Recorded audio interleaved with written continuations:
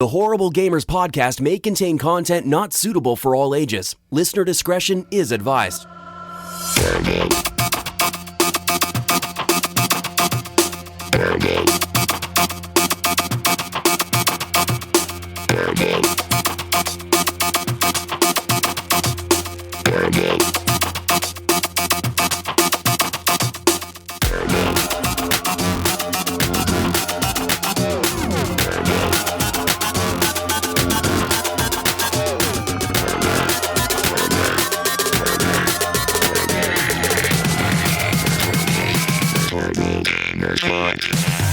Welcome, ladies and gentlemen, to Horrible Gamers Podcast, show number 182, being recorded on December the 16th, 2017. I'm one of your hosts, Jesus Gonzalez, also known as Jesuswalksalot. Today I'm joined by my crew plus one, or also known as the HGP crew plus one.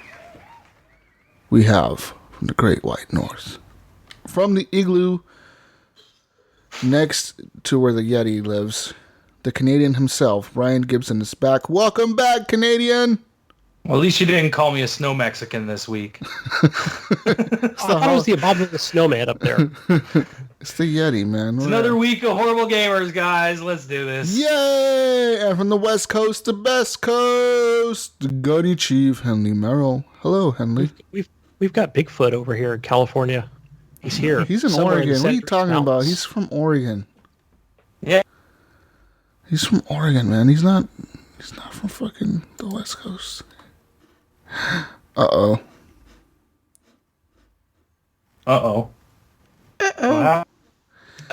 Canadian, I lost connection there, guys. What's going on? Yeah, no, you're back, though. I'm back. You're going to have to edit that out, Canadian. And from, I don't know where he's from, but somewhere in the world, from Ohio. I think that's somewhere in the East Coast. That's the East. Yeah, he's on the East Coast. I split us up, so you got your West Coast, East Coast there. West Coast is still better. Gary Ellis Jr., also known as, what's your gamer tag? King Jiggly.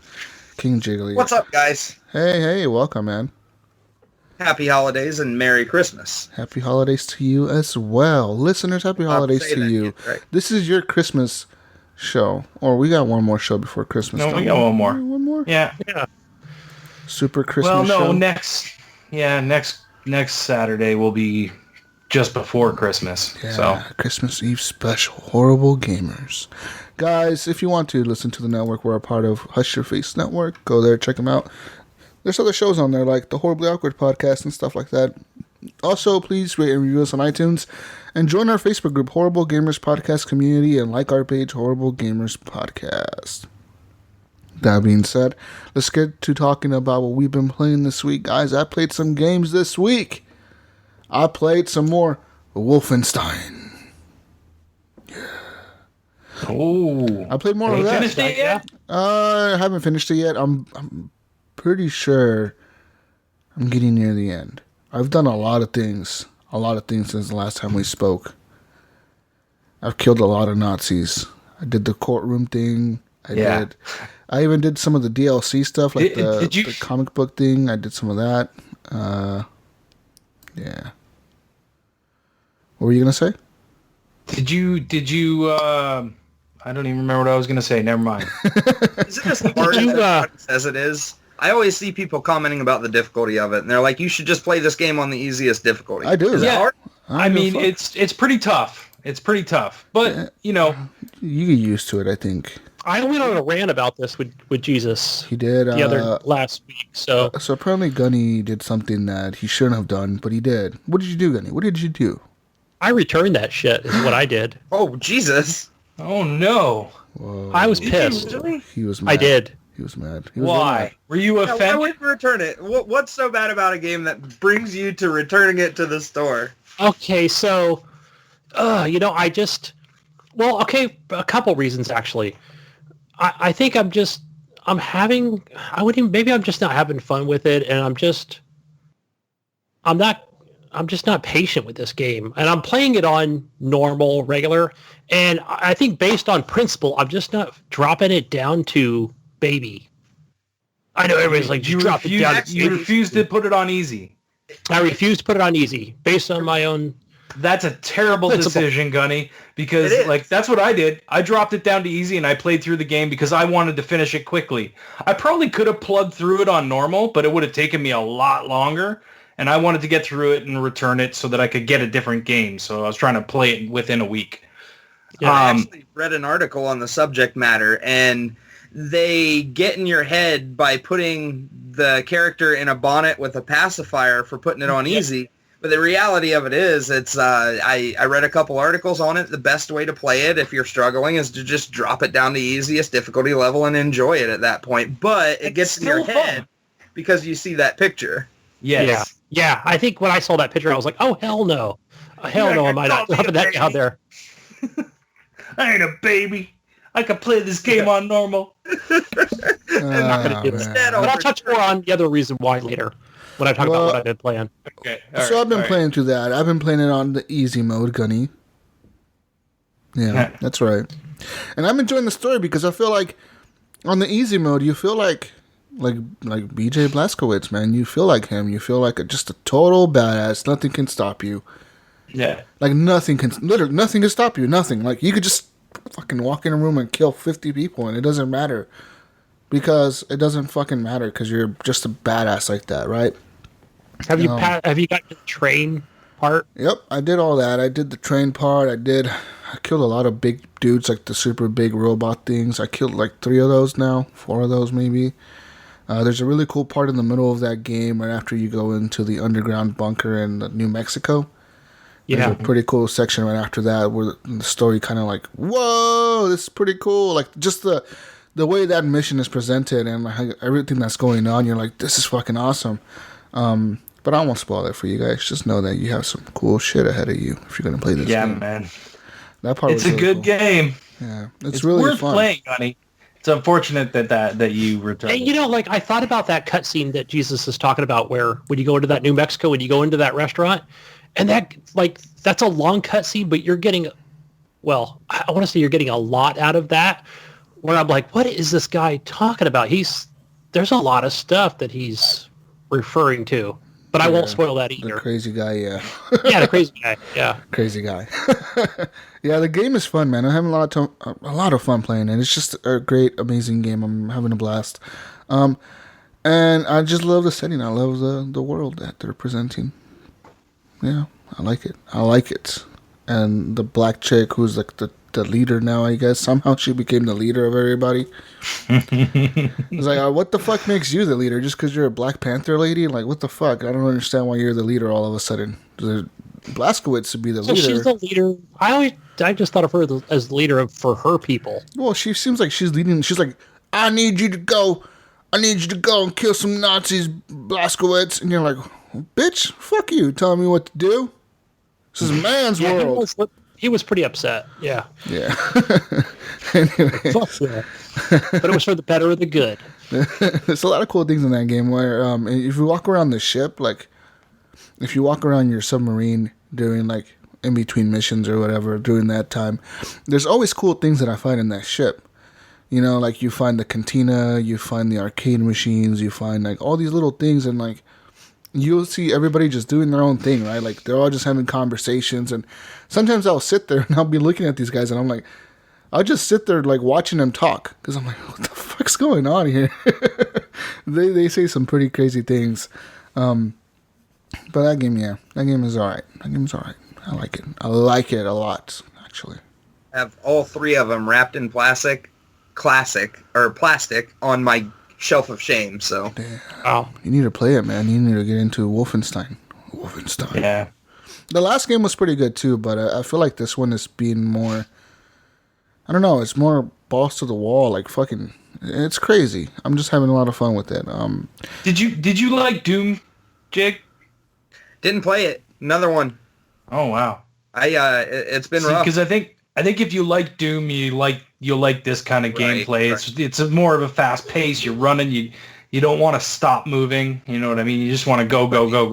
And I'm not the stories shit on easy if I just want to finish something. Yeah. Yeah. Other games that I played though, guys, was I played Pinball on the Switch I was playing it just now before the show, actually, too. So pinball on the Switch, it works. It's good. And the mode you told me to try just now, Ryan, before the show was the Joy-Cons detached. Yeah. I really like that. I you know what? It's cool, to right? be honest, it feels right. I like to play a lot of games with the Joy-Cons detached. I don't know what it is about them just being in your hand, like they fit in your hand perfectly well. Yeah. They're kind of small, but you get used to them being in your hands, and like each one is just in your hand, and like you're just playing, dude. Like, it feels good. Yeah. Even like Mario Odyssey, playing that with the controllers like in each hand, it feels good.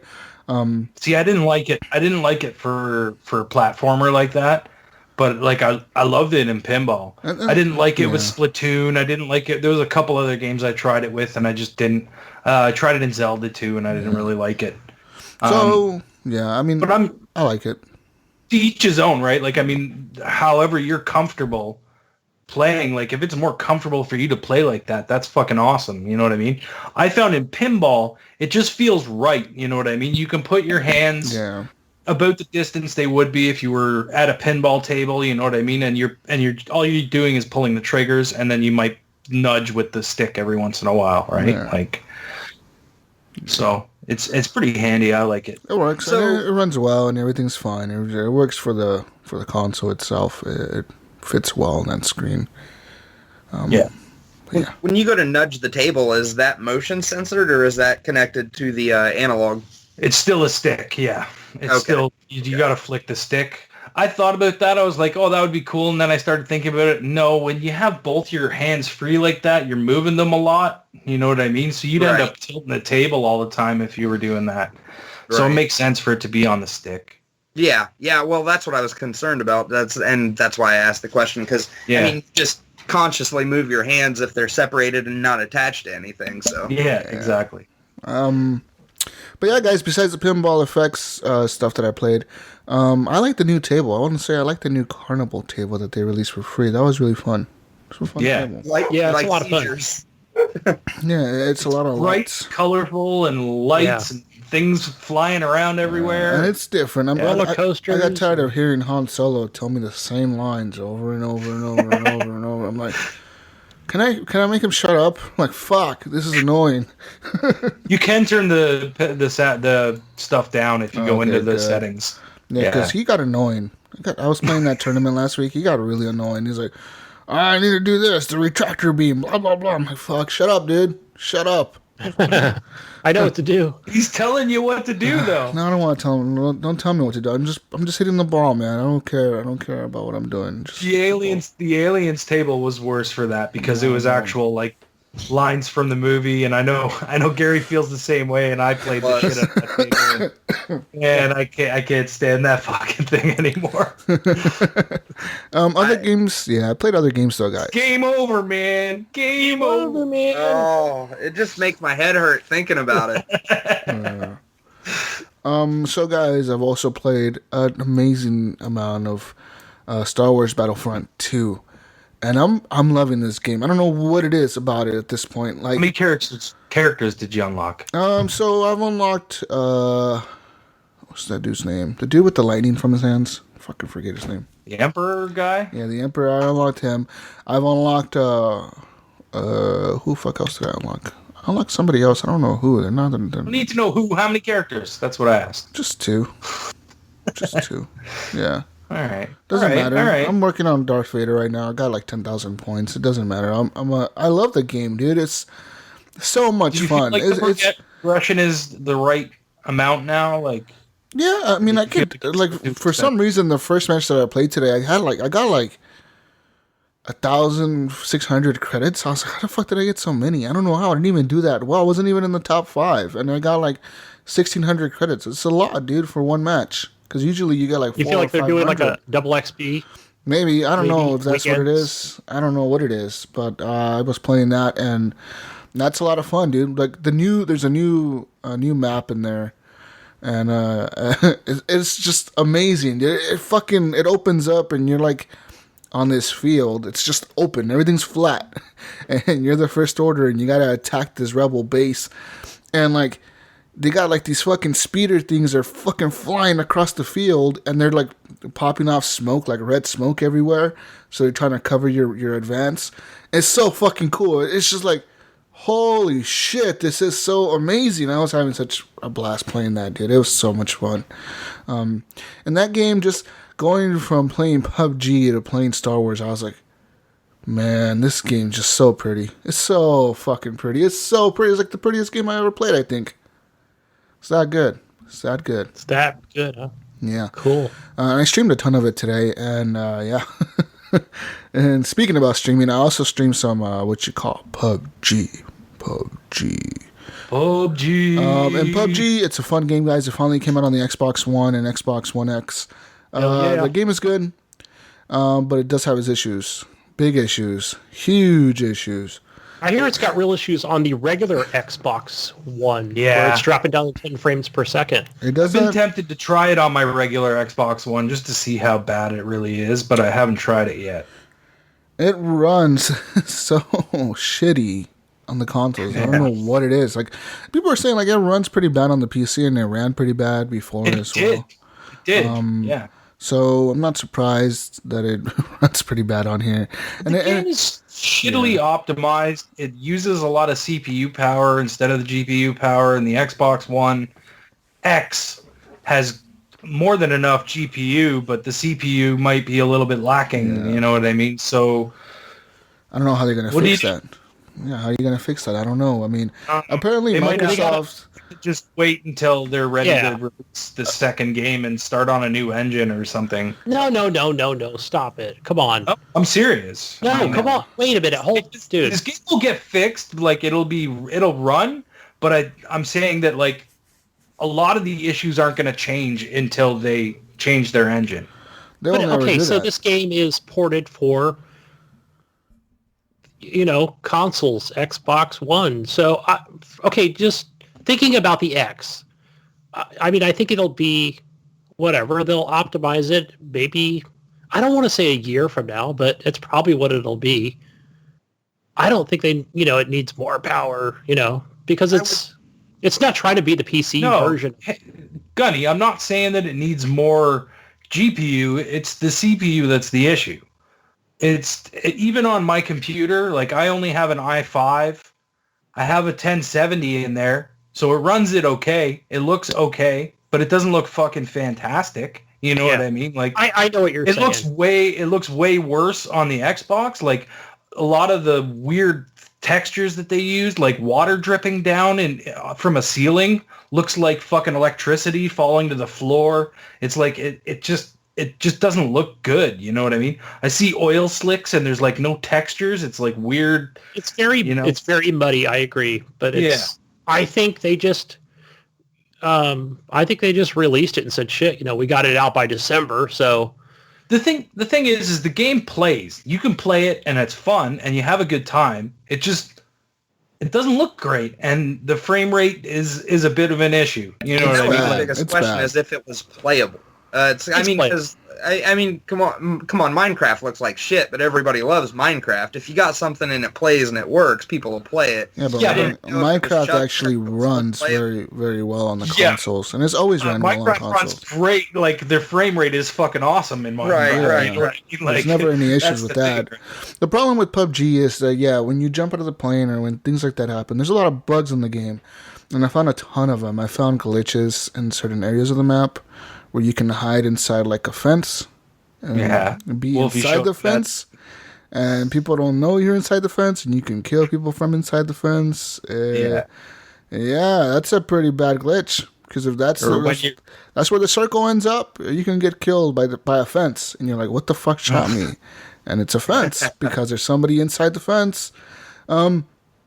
But yeah, I mean, there's one fix for this, guys, that I've used. I know that Brink posted it in the group because he saw it on Reddit, and I see it in articles now, where apparently if you disable your streaming thing on your console, like if you go into the settings and you disable DVR and game streaming, just disable it completely, it'll make the game run much better, because apparently somehow that's taking up internal memory on your console and is constantly putting a load on your Xbox that's making it constantly record 30 seconds every time you're playing.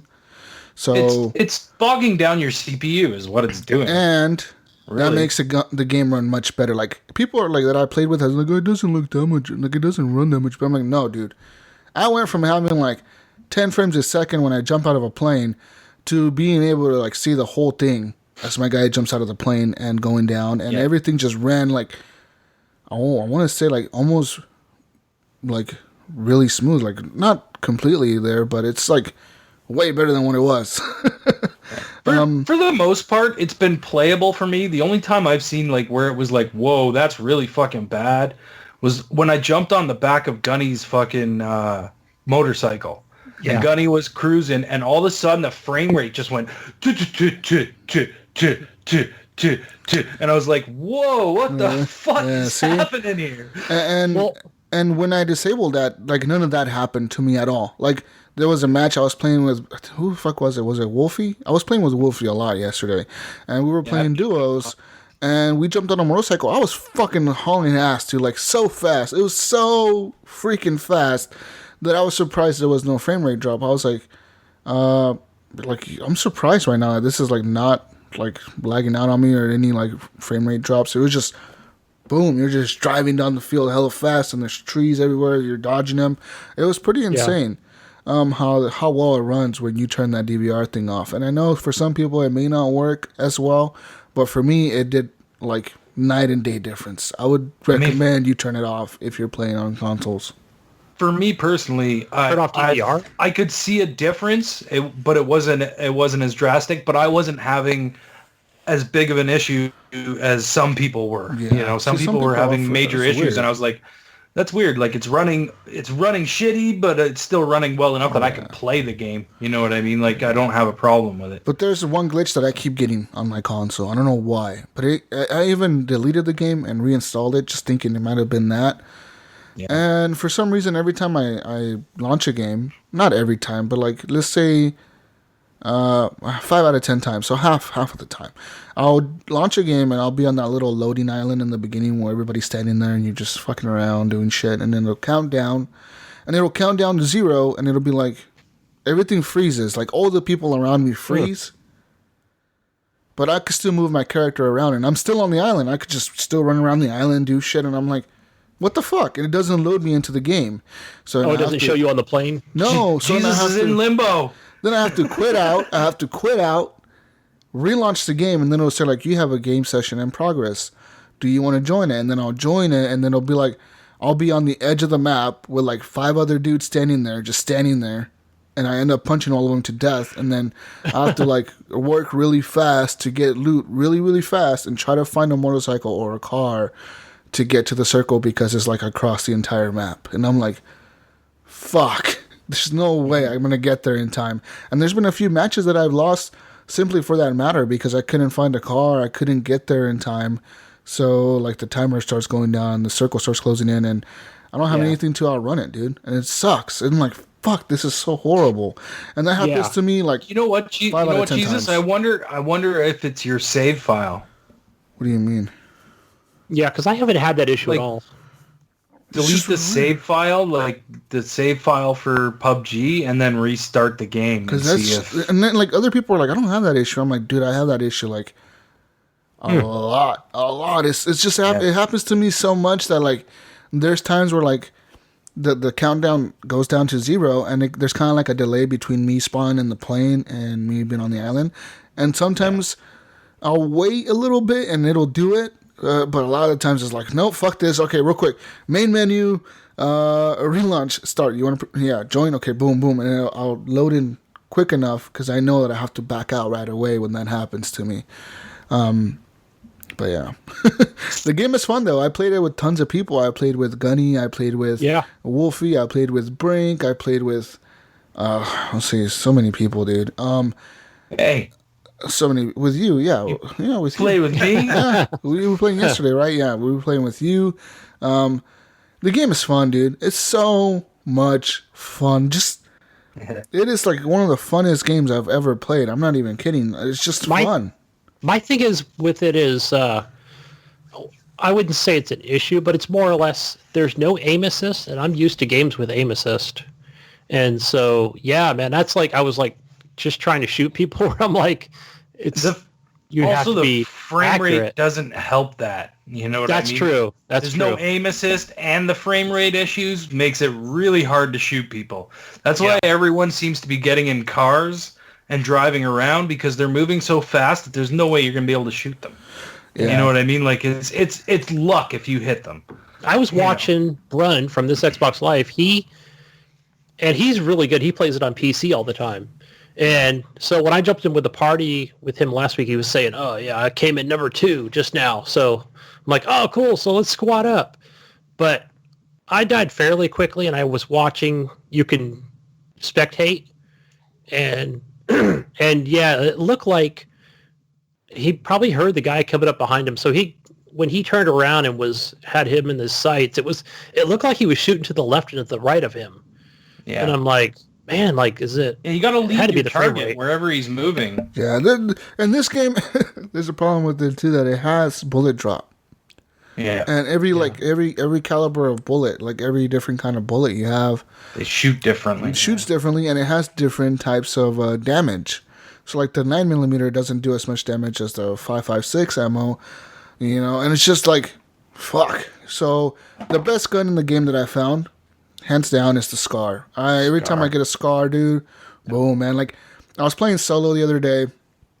I don't know who the fuck I was with on the party. Someone's in the party with me.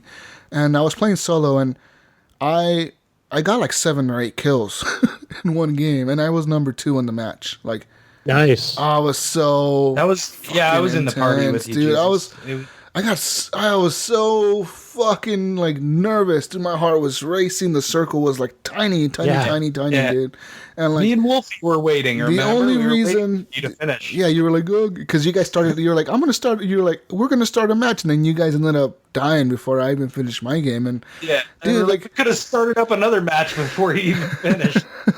The shortest, the only reason I lost there was because at the last minute, man, I had no ammo. I had shot all my bullets, and I was looting the guy, and I picked up his gun, and I had to reload his gun, and I was out in the open, and the dude was behind a tree, and he came out and shot me, and fuck, that killed me, but I was like so mad. I got second place. I was like, dude, I should have won this game. This game was mine. I killed so many people. Have you won one yet? No, I haven't. But the thing is, I keep placing top 10. I'm top 10, like, I want to say I'm top 10. Like we usually land 97% of the time, 98% of the time, I'm top 10. Like, top 10 is easy to get to. I can get to top 10. Even solo, duos, squad, we could usually get top 10 all the time. Problem is, at the last minute, it's like everybody has cars, or everybody, like, somebody will run you over. Like, like, fuck, dude, really, I got ran over? Like, I got ran over? What the fuck? I haven't been run over yet, but I've been made it through the top 10 a couple times. Me and Wolfie yesterday, we were playing duo, and we were running. Gunny? We were running towards the circle, and like these 2 guys in cars, man. We were shooting at one of them. He jumped out of the bike, and then another dude came in a car and ran me over, and then he killed Wolfie. It was so heartbreaking, but we tried, and we'll continue to try. But one thing I'll suggest, if you don't use DVR, you don't broadcast, anything like that. Don't broadcast on me.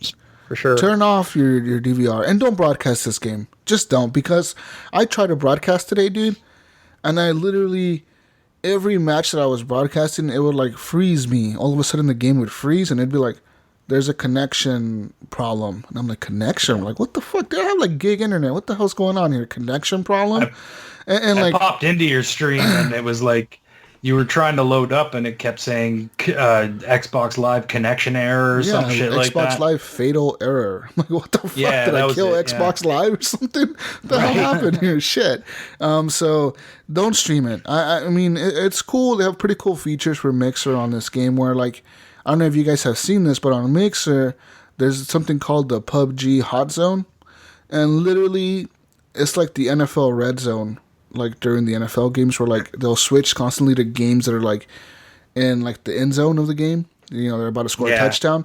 So PUBG does it where if you're streaming and you get into the top 10, your stream goes into this like hot zone area of the stream and Mixer, and now you have like 500 or 600 or 1,000 people watching you, and they're watching your last minutes in the top 10.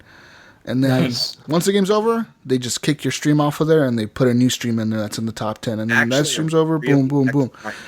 And that's really cool. That is a good idea. I actually think that's awesome. That's one of the cooler things that I've heard. That's actually a cool way to view that stuff. Yeah, and you can sit there and watch these streams and it's like constantly like top 10, you know, so like it's always action because everybody's always like in the tiniest circle ever and you're like fucking 10 people in the last circle. It gets pretty intense. So that's a pretty cool feature from Mixer that they have in this game, but I'm just having a fucking blast with this game, man. It's so much fun. The setting to disable the DVR, is that in game or on your console? That's on your console, so that'll be under system settings. And I think if you go into the broadcast settings and just disable broadcasting abilities, and you'll see like all your features for like record in 4K and all that shit, it'll all gray out, and that'll mean that it's off. And hopefully you'll see an improvement, man, because I did, and I know I will be turning it off again when I play PUBG whenever I play that game, because that game is fun. It's fun. Yeah, and, it is a fun game. It's so cool, man. You just learn the different tactics, the different abilities, how to equip. I got like all the controls down now. At first, it's a real hard learning curve because you have to hold X to reload. To revive somebody, you don't hold X to revive them. You tap X. Yeah, so it's like really confusing. Weird. To aim your weapon, tap left trigger. Tap it, don't hold it. I double tap and hold. Weird. I double tap and hold, and I can aim down sights like that. So you double tap and hold it. And it's easier for me to do it that way because it reminds me of like Rainbow Six Siege. That's how you do that. Yeah. Okay. Yeah. I was wondered because I knew I could go into like my aim mode where I would be looking down my sights, but I couldn't see down my sights. Yeah. Or I could go in first person mode. Yeah. But in order to actually look down my sights, I have to double click the left trigger. Yeah. And shout out to Jedi of Light. He's like, just tap left trigger, and then boom! I was like, oh, nice! I got a scope. What happens if you just press left trigger? If you hold it, it's kind of your guy will go into that sort of right in third person. Like your reticle tightens up is what it does, and I'm like, what? Yeah. Kind of like it would in Gears of War. But it's really helpful to be able to aim down the sights when you equip a scope, man. Because having a scope on your M16 or your UMP, that like night and day, dude. You can aim so much better aiming down the sights. And another trick that I use when I'm playing solo or duo is if you're in a car and you're in a buggy and you're by yourself, and someone's coming up to you or someone's chasing you in their car, drive your car really, really fast, either away from them or somewhere where you're going to be able to hit them or like shoot at them, and then press A real quick and your guy will switch to the passenger seat or the back of the buggy, and you can start aiming and shooting at them. So it scares the fuck out of them. It'll scare the shit out of anybody playing that game against you, man, because they'll think like, oh yeah, I'm chasing this guy down. All of a sudden you switch seats and you're shooting at them. They're fucking screwed because they can't shoot back because they're just driving. So I've done that a few times. That's if they're alone. Yeah, that's if they're alone, though. Yeah, but today playing solo, I did that to some guy, and he jumped out of his Jeep, and I totally destroyed him. I felt bad for him, but I was like, "Fuck you, man!" I took all his shit and left. And yeah, dude, the game is fun, and I'm learning the different sections of the map, the different towns, the military base, kind of where the good loot is. I found some pretty cool armor before, like. Yesterday playing with Wolfie, I had like a level 3 military vest on, and then I had like a level 3 helmet on. And the level 3 helmet is badass. I was finding level 3 helmets and level 3 backpacks and shit. I was like, so fucking, I've never seen this before. Yeah, level 3 shit is like amazing. You're like, what? Was I with you when me and Chris got into that crazy firefight? I don't remember. Or was that Gunny? I can't remember. It was probably Gunny. I know Wolfie was there. And then we got into this crazy fucking firefight. It was just in this town, and I kept flanking around, and he would pop out, and then I would be behind the guy. He would come out to try and shoot Chris, and I would fucking plow him down. And we kind of just did that, and then another guy would come in and see me, and he would start shooting at me, so I would kind of hide away, and then fucking Chris would come in and plow him down. And is that when I shot you in the back 4 or 5 times? Is that when I shot you in the back? I believe it was you, Gunny. That happened to me yesterday with Wolfie. But I paid the price for it. That guy killed me. And when we were in the Jeeps, we kept fucking, people were shooting, but like, you know how you kind of pop up when you go to shoot? Yeah. People would keep shooting the guys in the front seat and the back of the head. Oh, man. Yeah.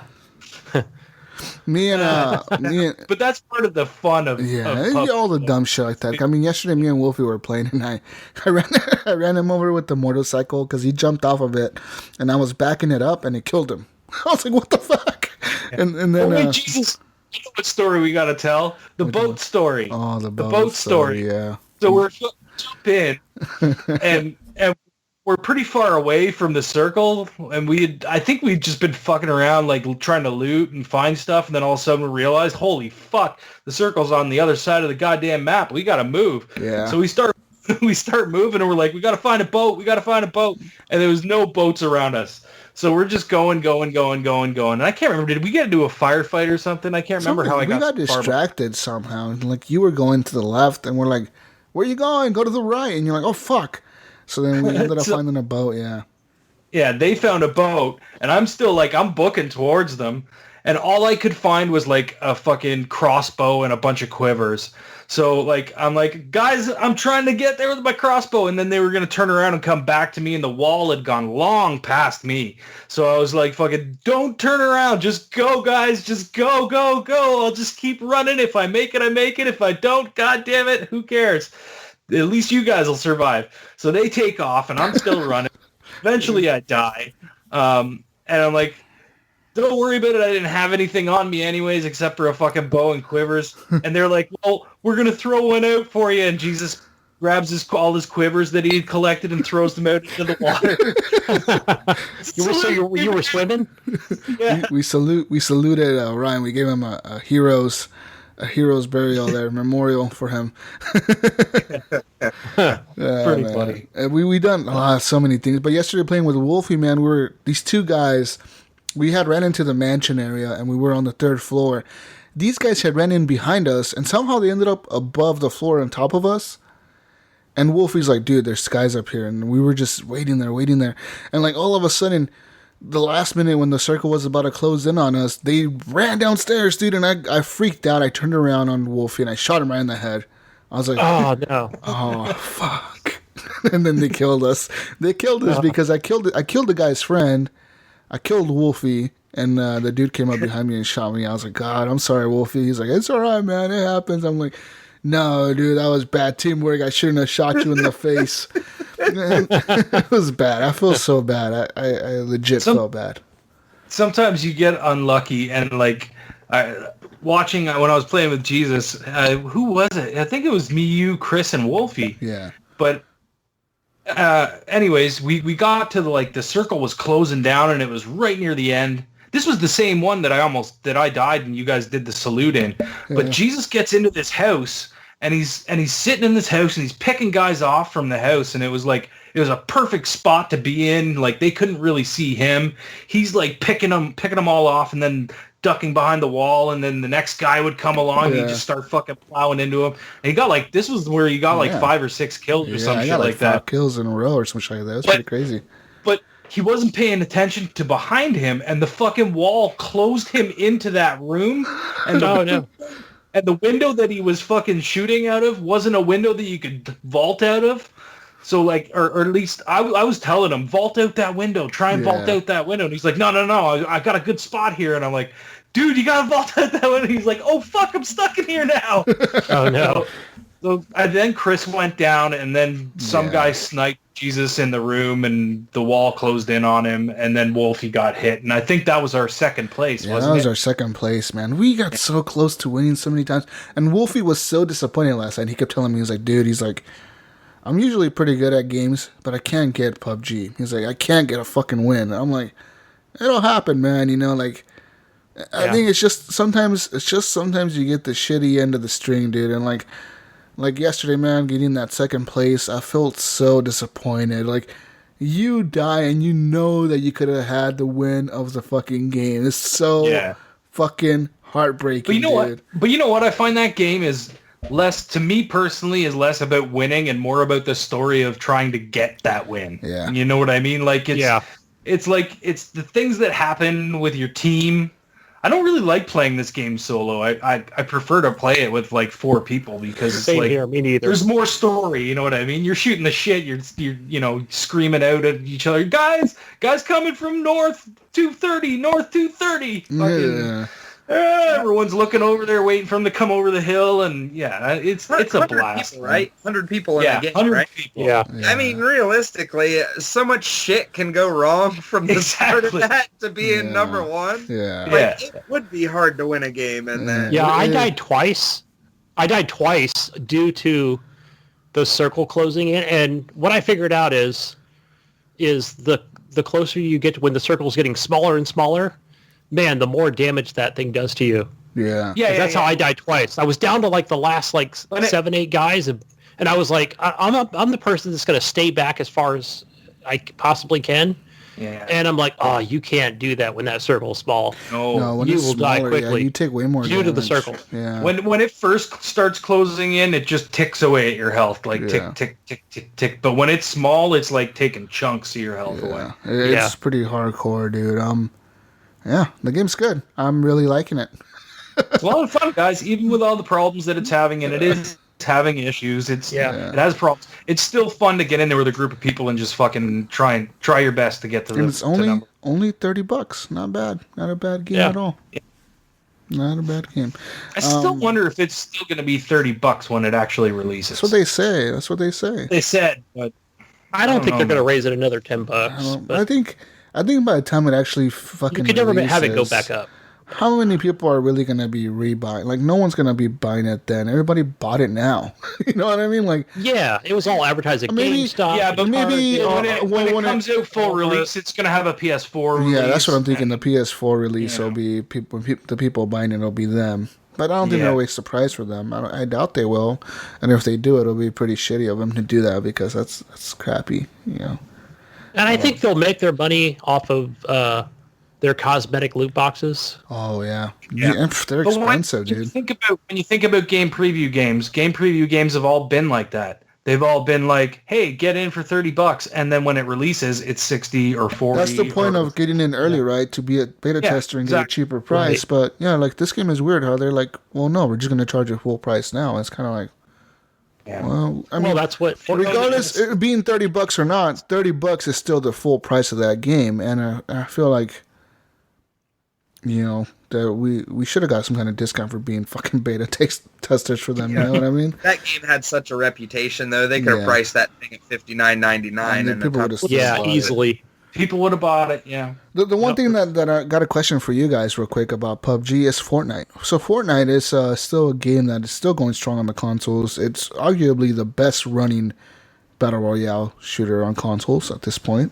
And the game is good. And it runs smooth. They have everything. Like, it's been good since they launched that mode. Like, there's never been a moment where I played that mode. Man. Yeah. There's never been a moment when I played that mode that, like, I'm thinking, man, the frame rate sucks, or this is dropping, or this is happening, or this bug is happening. It's like, no, the game just works. I've seen it chug a few times, but not drastically. Not like PUBG. Not PUBG. 20 frames a second. And that's like you're throwing up fucking walls and you know what I mean? Like it doesn't. It's solid. It's solid. It works. And I think that's why kind of Bluehole was, or I guess PUBG Corporation or whatever they're called now. Right. I guess that's why they were sort of pretty pissed with them, is that they probably had a better running game. Because of the fact that Epic knows the engine. Yeah. It's Unreal Engine. They can they know how to do it. You know what I mean? Like, they can just do it. But my question about that game is, now that since this Battle Royale mode came to Fortnite, I haven't heard no one talk about the single player mode ever. Like, what's going on with that? Like, what happened? Is it just like they don't give a fuck? They don't give a fuck about it anymore? There, man. There's a lot of content there if you want to play it. I was actually there is. Does it even exist anymore? Yeah, like, is it even there? It's there still. If you own it, then it shows up in the menu. Okay. I think it shows up anyways. But is anybody playing it though? I don't think anybody's playing it. I don't think anyone's playing it. It was rough, man. That thing was heaped in menus. That single player mode, man, there was so much resource. But at this point, what reason do they have to go back and fix that? They don't have any. Like, oh, fuck that. We make more money off this. If I was them, I'd abandon it. Yeah. I mean, I really would. They make more money. Keep it. They make more money. They make more money off of the other mode, off of the PUBG mode style thing they have going on. No, there's no money to be made. Yeah, there is. Making But money. plenty of They're only selling a microtransactions. couple. They could always sell you skins or the new pick, the new But they're not. cosmetic. Yeah, Not really. No, you can only buy what? 1 or 2, 3, maybe 6 items. There's plenty. There's like at least 10 items, and every week they change them. They're like, oh, the pink flamingo is gone. Now we have the new skull or whatever. Then they have like another thing. Like, I don't even pay attention to that shit. I don't even look at that shit. That's like a menu that I don't even go into. You don't need any of that shit. No, you don't need it, but people buy it. Yeah. I'm just wondering about that game because, like I said, no one's been talking about it. Like the single player mode. I mean, everybody talks about Fortnite, but it's always that battle royale mode, not that other mode. I don't think battle royale is for everyone. So they're going to keep. I think that's what they're planning on doing with Fortnite is to make it like it's going to have a shitload of modes. Like they're just going to keep coming out with new modes, new different stuff that they can do with the engine and see how far they can take it. I mean, that 50 versus 50 is fun.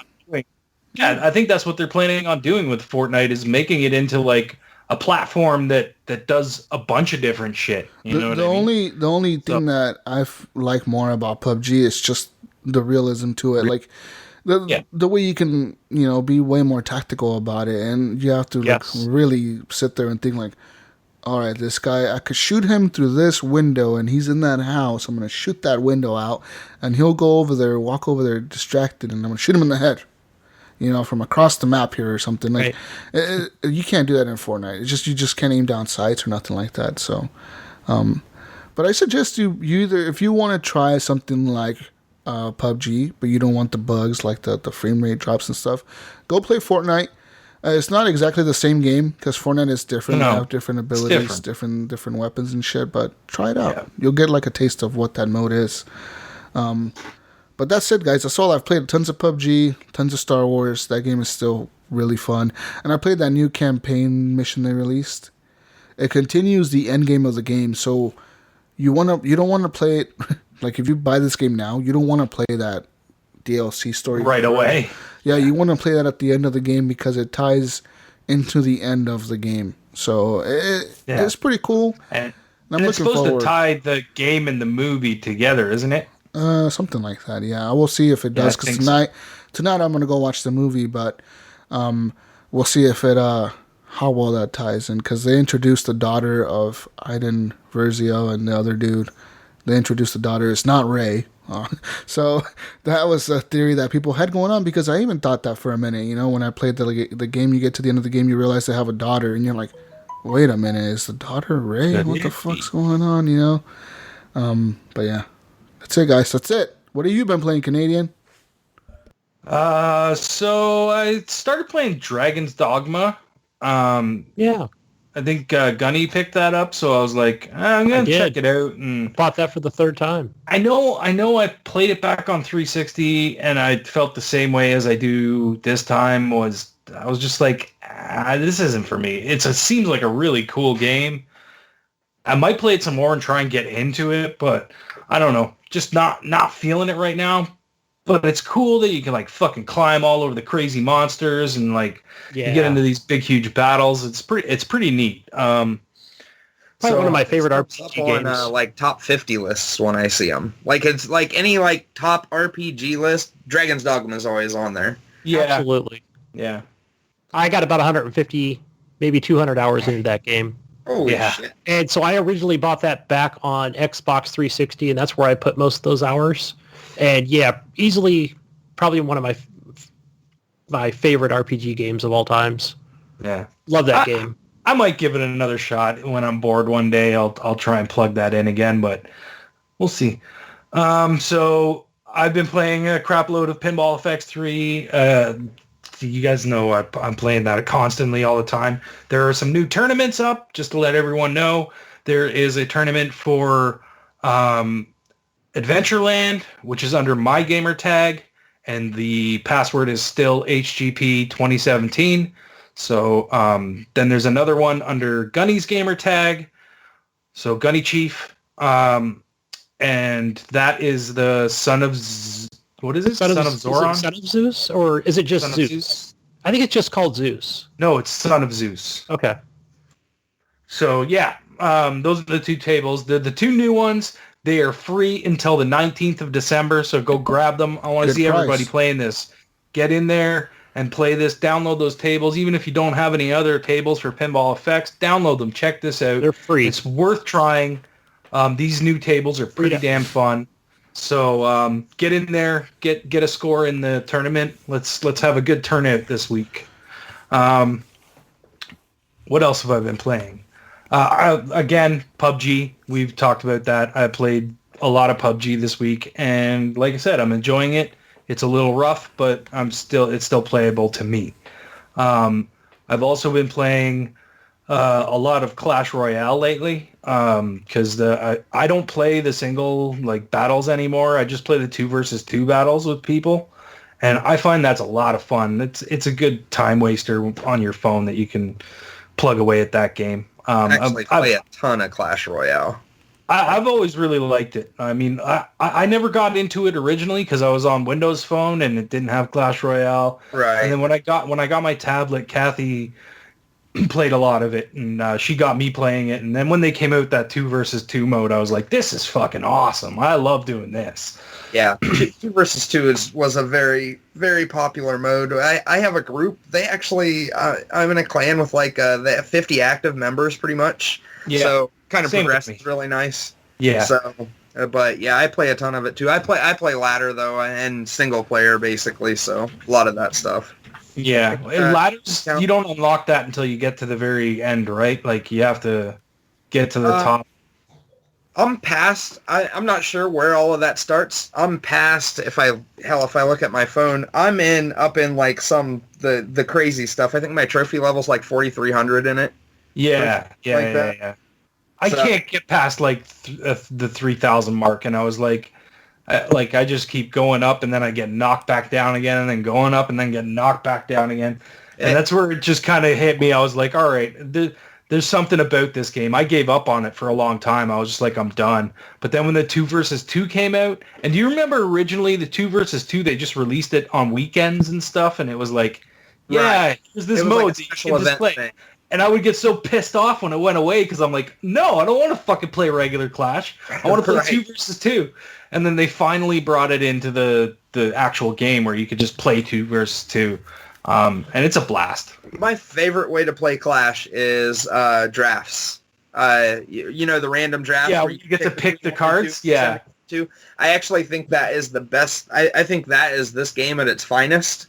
I wish they would make that a permanent mode. I love that because you get a chance to try cards that maybe you don't have. Right, right.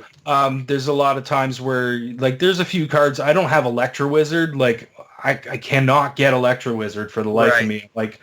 I have almost every card. That's one of the ones I don't. I think I'm missing 3 or 4 legendaries, and then some of the new stuff that's come out because I haven't been climbing the ladder and stuff. So.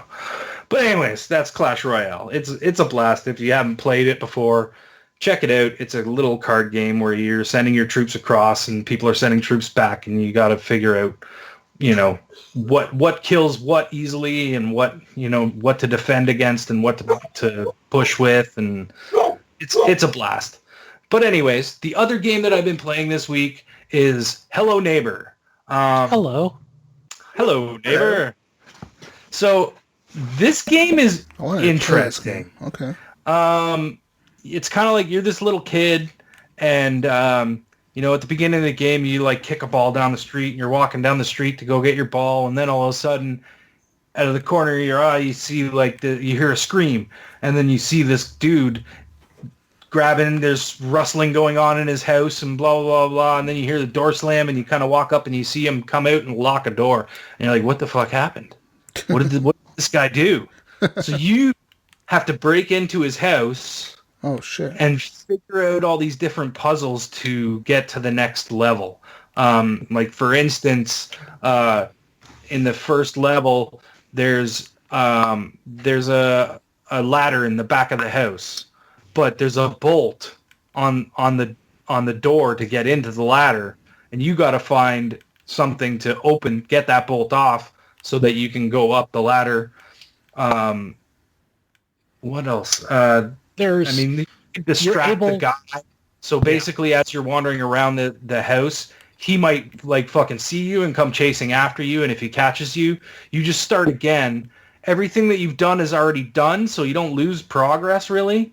But you have to start again, and you go through, and if you've opened a door or if you've picked up an item or something, you still have all that stuff. All that stuff is still done, but you go back to the beginning where you have to go through it all over again. Yeah, basically, yeah. Every time he catches you, it just starts you.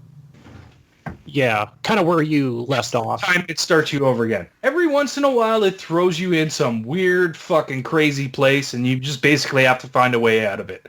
It's really weird. It's kind of creepy. I mean, yeah, very creepy.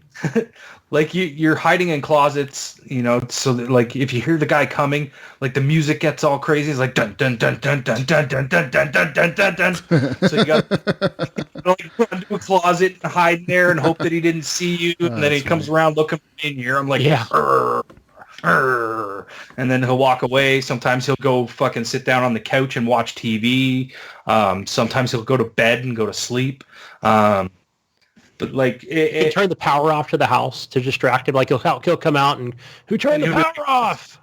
So you can go around the other window, or sometimes that will solve puzzles for you. You have to do that in order to set off something else that's going on. You know what I mean?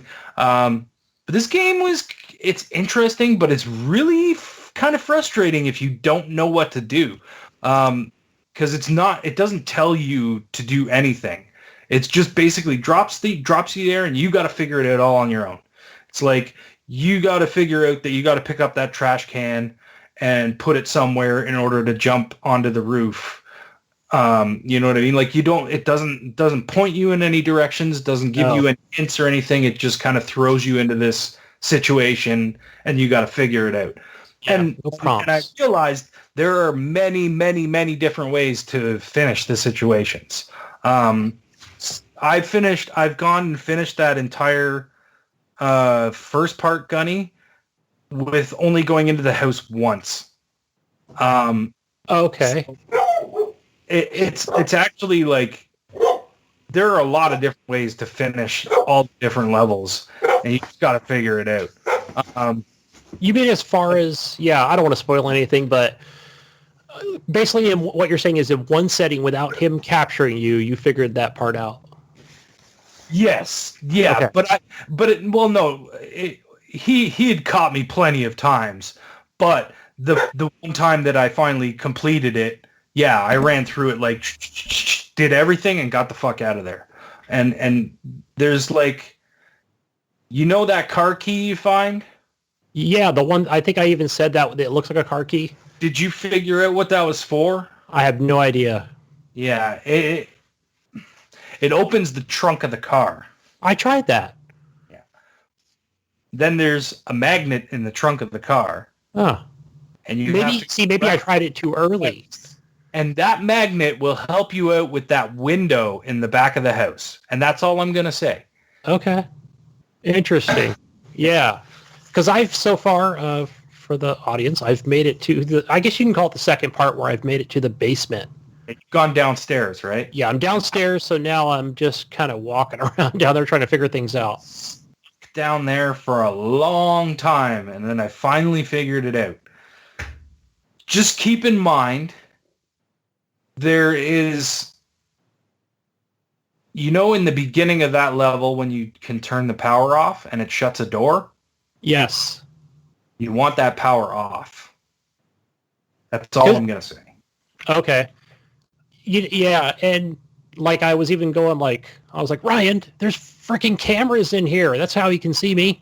But there's multiple doors. There's multiple doors you can go through. You don't have to go through. Yeah. No, but you do have to go past those cameras at one point. Okay, so can I take one of those light up like fake outside things and face it towards the camera? I thought about that. I don't know. I don't know. That's a good idea, Gunny. It's kind of an interesting game where after I stopped playing it, that one room that you have to go through has one of those things in it. Yeah, So you can get like 3 or 4. You do that. Block the camera with it. I thought about that. Huh. Yeah. You should try that. Because I'm going to try that today or tomorrow morning. Yeah. I shut the power off. That's what I did. I turned the power off, and then I ran through where all the cameras were and got into the back area. And then there's the compressor that you have to turn on, but you can't get past the fence. Yeah, yes. There's a way in through there. I'll figure that out. It's But it's a fun game. I mean, it is fun. It'd be frustrating at times, but it's pretty cool. Pick up and play sort of thing. Like if you just trying to kill 10 minutes waiting for something or whatever, you can run through and you're probably not going to get anything done in 10 minutes, but it's still fun to make your attempts and see what happens. Yeah. And that guy shows up randomly anywhere. He just all of a sudden he'll just fucking show up out of nowhere because you triggered something or made a noise or whatever. You're going to get frustrated, especially in the beginning of the game where it's like, okay, I keep getting caught. Now I'm going to go try, you can only go at a certain angle to come at the house, and then you'll start hearing the music. Don't, okay, what? Come on. Jeez, Yeah. And then he'll fucking jump out a window to come get you. It's pretty funny. He'll just be like, he straight up broke his own window to come chase after you. Later, Gunny, when I got out of the basement, if I break a window, he comes around and fixes the fucking window. Okay. I was like, yeah, when I was playing today, I was like, what the hell? He came back and fixed it, and now he put wood up so I can't break it again. I'm like, what? Now how do I get in? I just assumed that I wasn't supposed to go in that way, so they were trying to block me off. But he came around, and I was hiding around the corner, and I could hear him. He was like, fixing the I'm window. Like, fuck. Well, that was the big deal about this game when it was being kickstarted, was that they were making a smart AI or whatever. The AI was supposed to learn how you play. And, well, I know that. He does. If you keep going to the same place over and over again, he'll just be there when you spawn. Yeah, that's what he'll just spawn there. Like, what are you doing trying this again? You know what I mean? That's what he did when I kept going in front of that camera. And it's a camera, but you kind of got to go in a direction and it'll change it, and then you go back to where you were. But yeah, it's an interesting game. It can be very frustrating, but it's still a lot of fun. It's well worth playing. I think it's $30 or $25 for you guys, maybe. Yeah, so check it out. Hello Neighbor. Yeah. It's also Xbox One X enhanced. Oh wow! Yes. Yeah. I need to check this game out. I'm probably gonna buy HDR, 4K. HDR. But that's it. That's all I played this week. Woo. What about you? What you been playing, buddy? I know you've been playing a lot of Pinball Effects. Definitely. You talking to Gunny or me? No, you. No, Gary. Oh, okay. I wasn't ready for that. I actually thought you said Gunny. Your mic cut out a little bit there for a second. It did cut out a little bit. Yep. Realistically, a shit ton of Pinball FX3 because you guys won't leave me alone. Keep beating my scores and shit. I don't like it. Drives me nuts. Hey, right back at you, buddy. Right back at you. Gary, I started a new tournament. Just so you know. I would like to play some of the games that are on my shelf at some point. Hey, by all means, go ahead. I won't mind. But it's actually kind of embarrassing. The Aliens tournament. Ryan puts up that score, and I think it was like 143 mil or something like that. Yep. Yep. And I started, I do my normal thing. I start testing out the table, learning how to do the skill shot, which throw that out the fucking door on the Aliens table. And then never drops down that fucking thing. No, it never does. I get it every once in a while, but it's so rare. So rare. So then I learn how to activate the game modes, which goes well. And then I learn how to make my ramp shots. All of that's good. Good learning process. So I start making some good runs, and they're ending at like 70 to 90 million. And I'm like, all right, this ain't going to cut it. So then I realized that in the Aliens table, you don't do all of the side shit. You just go to activate that game mode and try to complete that game mode. Yeah. I think it was over the course of 3 days, I probably spent 6 to 7 hours just to top his 143 million. Wow. I finally had one almost perfect run where I went through all of the modes, activated wizard mode, and finished one more mode on top of that, and I ended up at like 200 mil. So yeah, I have. Honestly, that score has 6 to 7 hours invested in it. I really should probably put that to some other games on my shelf. Yeah. But I'll tell you, man, I tried coming back. I tried and tried and tried to come back, and it was just like, that table was being so cheap, so cheap. That is a cheap table. Yeah. There are so many cheap ball drains on that table. Especially when you finish the mode and then all the fucking guys start coming towards you. And It's like there's times where all those guys are coming towards me, it kicks the ball out, and it hits one of those guys and goes right out the out lane. It's what? Like, I just activated the mode. Like, I just started this. And do you know how to finish that, Gary? Which one? When the guys are all coming towards you? I try to get sneaky and shoot it around behind them so it bounces down. What you're supposed to do is you hit the mission bumper or the little thing that it sits in. She lights it on fire, and then that little drop on the right side, the little drop-in hole, you drop it in that 3 times on fire, and it blows up and kills everything. I had no idea. I can't believe I didn't figure that out all the times that I played. It's not easy to do, though. Now Gary's going to get 290 million. But it's not easy to do because trying to hit both those things in the way of it. Well, those targets are coming down. You have to clear all those targets and then hope you hit them like super fast before they start out again. It's pretty crazy. It's hard to do. I actually pulled that off today when I was trying to beat your score, and that was probably my closest run, and it was like 120, 130 million or something like that, and it was still under my score. But I was like, I just give up. I was like, there was like half an hour left, and I'm like, fuck it. He can have it. I'm going to have to break away from it a little bit to play some of this other stuff that I have. I bought a lot of stuff on Black Friday. There's so much good shit out. I need to stop playing pinball so much. Yeah, man. Play some other games. Play some Wolfenstein. Though. Save it up for January, Jigs. We'll do the big tournament in January. Right. Yeah. The last relevant game that I actually finished was probably Cuphead. Cuphead or South Park. South Park or the Fractured Butthole. But yeah, I finished Cuphead. Did any of you guys finish Cuphead? I didn't finish it. I got to the third island. No, I gave up on that shit. That fucking shit's hard. But I only played it, yeah. But the reality of it is, it's actually a lot like the pinball tables. You start, it's just pattern recognition. Once you figure out the pattern recognition, you can get through it.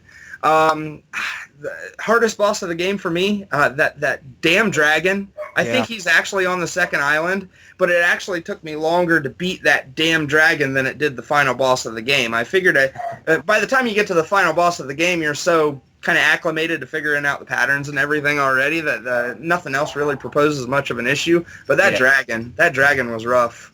Another scenario where I have maybe 5 hours into just beating that dragon. Yeah, one boss. Right. South Park, finished South Park. Really good game.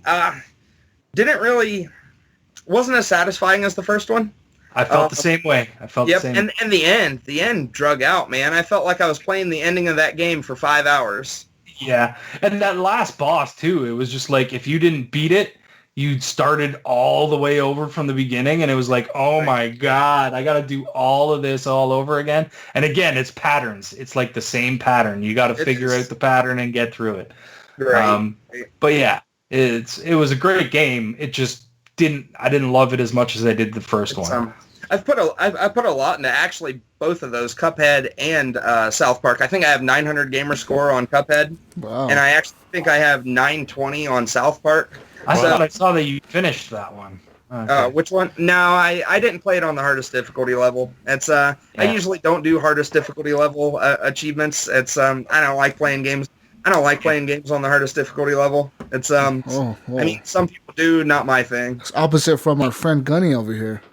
Yeah, I got to play the hardest setting. Don't drop me down. Don't call me a baby. Right. I've never been a fan of it.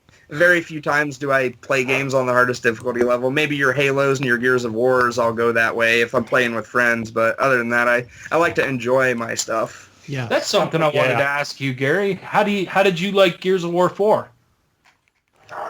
I thought it was a good way for them to continue the series. It felt really good at certain spots, and it felt really weak at other spots. Like Gears of War can't get a boss right. They can't get a final thing correct. Like it just never feels good. I mean, if you run down the list, okay, General Ram in the first Gears of War, that was a good boss fight. That was decent. But then once you get past that, let's see, Gears of War 2, I think it was the ambient Brumok, which was basically just press right trigger 4 times until it dies. Right, I mean, that was kind of shitty. And then on Gears of War 3, it was the giant bee, which was even worse than the ambient Brumok. And then Gears of War 4, you have, the damn thing that comes out of the ground and you're fighting with a robot there at the end. So it just can't get boss fights right. But do you ever read any of the novels? I have one. Okay. There's novels that go along with this. So kind of like Star Wars, kind of like Halo, like everything else, there's an extended universe to all of this stuff. So if you put any effort into that stuff, you realize that there's a lot that they could do with the actual game and the story. It just seems like they can't execute when it comes to the game. But I am glad that they got away from a lot of the stuff that they were doing in Judgment, and they kind of took it back to its roots. They went to 2-player co-op. They went back to, here's your section that you walked into, take cover, kill all of these enemies, figure that out, move on to the next section.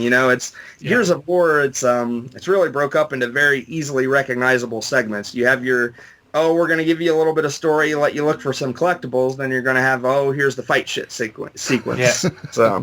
So, but for the most part, I was happy with it. Cool. Great change of pace from... I know you've always been a huge Gears fan, so... Right, yeah. Right. I've got 2 of the novels, and they're both written very well. Yeah. Karen Travis, I think.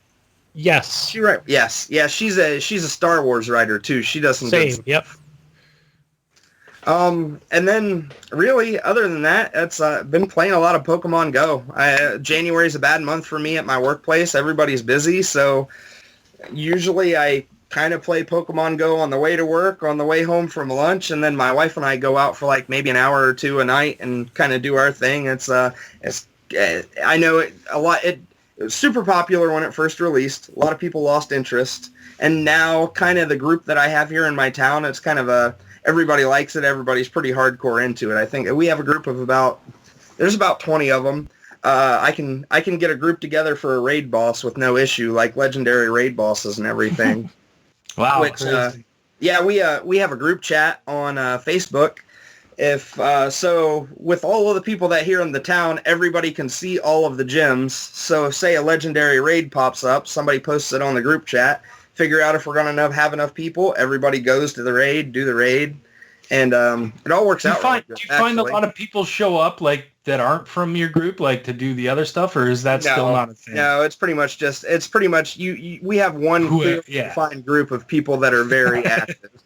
So I remember like when it first came out, like I would just walk down the street and then I'd go to a place and there would be like 3 people there doing the exact same thing. And it's like, wow, this is actually, you know what I mean? People are actually doing this shit. Or you're standing at a fucking street corner and all of a sudden you look over and you see someone else is also standing at that street corner. You're like, oh, hey, you play Pokemon Go? Yeah, I play Pokemon Go. Oh, shit, I just got this. Blah, blah, blah, blah. You all of a sudden become best friends. It was a social experiment. And I mean, they're making a Harry Potter version soon. It's coming out soon. That sounds pretty cool. Everybody's going to be a wizard. Oh, man. Yeah. Right. Jesus, you're going to be a wizard, right? Probably, yeah. I probably will be a wizard. Get your wand. Buy your wand on Amazon. Right. I'm going to have to go bust out the Harry Potter broomstick. Yeah. Keep that wand. Get your robe. Broomstick. Get my robe on and my wand. Be careful how you jump on it. I've been playing since the game came out. So like Gen 1 released, I have a complete Gen 1. I have almost everything out of Gen 2 except an unknown, and then Gen 3 released just now. And actually, Friday, the first Gen 3 Legendary raid came out, and I've done that one already. But yeah, this time of year, with the way my work is and everything, and with you guys constantly posting on Facebook about how you beat my Pinball FX scores, I haven't accomplished much. We're keeping you busy. We're keeping you busy. Right. But that's it. All right, Gunny, what have you been playing, man? A lot of these we already talked about. Pinball FX3. PUBG. Plugging away at those. PUBG. I like PUBG. The textures are muddy. It's jagged looking, but I haven't had any real. I don't think I've had any real like frame rate issues, and that's just playing. I played Tuesday, Wednesday, Thursday, day of release.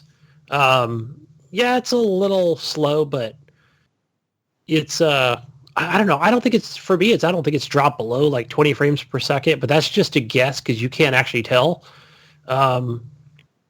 Just having fun playing duos and, squadding up with you guys and, learning all the controls for it and how to pick stuff up and drop stuff quickly because that's important.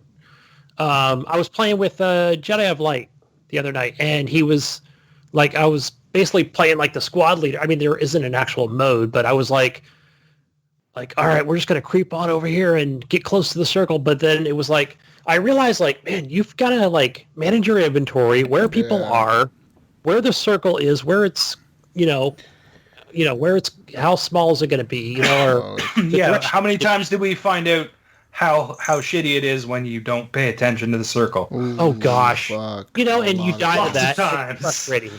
Lots of times. There's plenty of times it's shitty too when you're going towards a circle and you save enough time, right? You know, okay, I have to leave within 30 seconds of this to make it to the circle. And as you're heading there, a gunfight breaks out because some dude drove right up to you and jumped out of his car and he's fucking shooting at you. You have to turn around and shoot at him. And then by the time you kill him, you're like, all right, I killed him.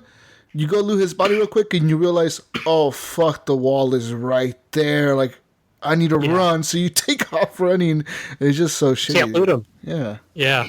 Well, you got the choice of looting him or eventually dying, trying to make it to the circle. I mean, if you have med kits, it'll help to patch yourself up if you're in the circle, if you get caught behind the wall, but the time it takes to patch up sometimes is too long. Yeah, you're going to eat up too much health. You might as well just keep running and hope that you make it. Yeah. But anyways, that's enough PUBG. We PUBG'd this fucking thing out. PUBG podcast, man. Welcome to the PUBG I'll have podcast. to join you guys. I have it downloaded. I haven't fired it up play with yet. us, man. Fuck pinball. Play some PUBG, bro. Stop posting shit, and I'll stop playing pinball. I can't. I will never ever beat your scores. You should be. You should. That's what I'm trying to do. That. I'm trying to set them so high that everybody can just. I don't even know alone. how you could do that, man. I get happy when I get like right now. I got an 18 million score earlier today. I was like, yay, on the Switch, and like I was so happy. I was like, that's the biggest score I've ever gotten. But like, I can never get anything like 2 billion. Yes, you can, man. Yes, you can. Much. When you start to learn a table and you figure out what you need to do to set off the modes, you're gonna put up scores just like us. That's all we do.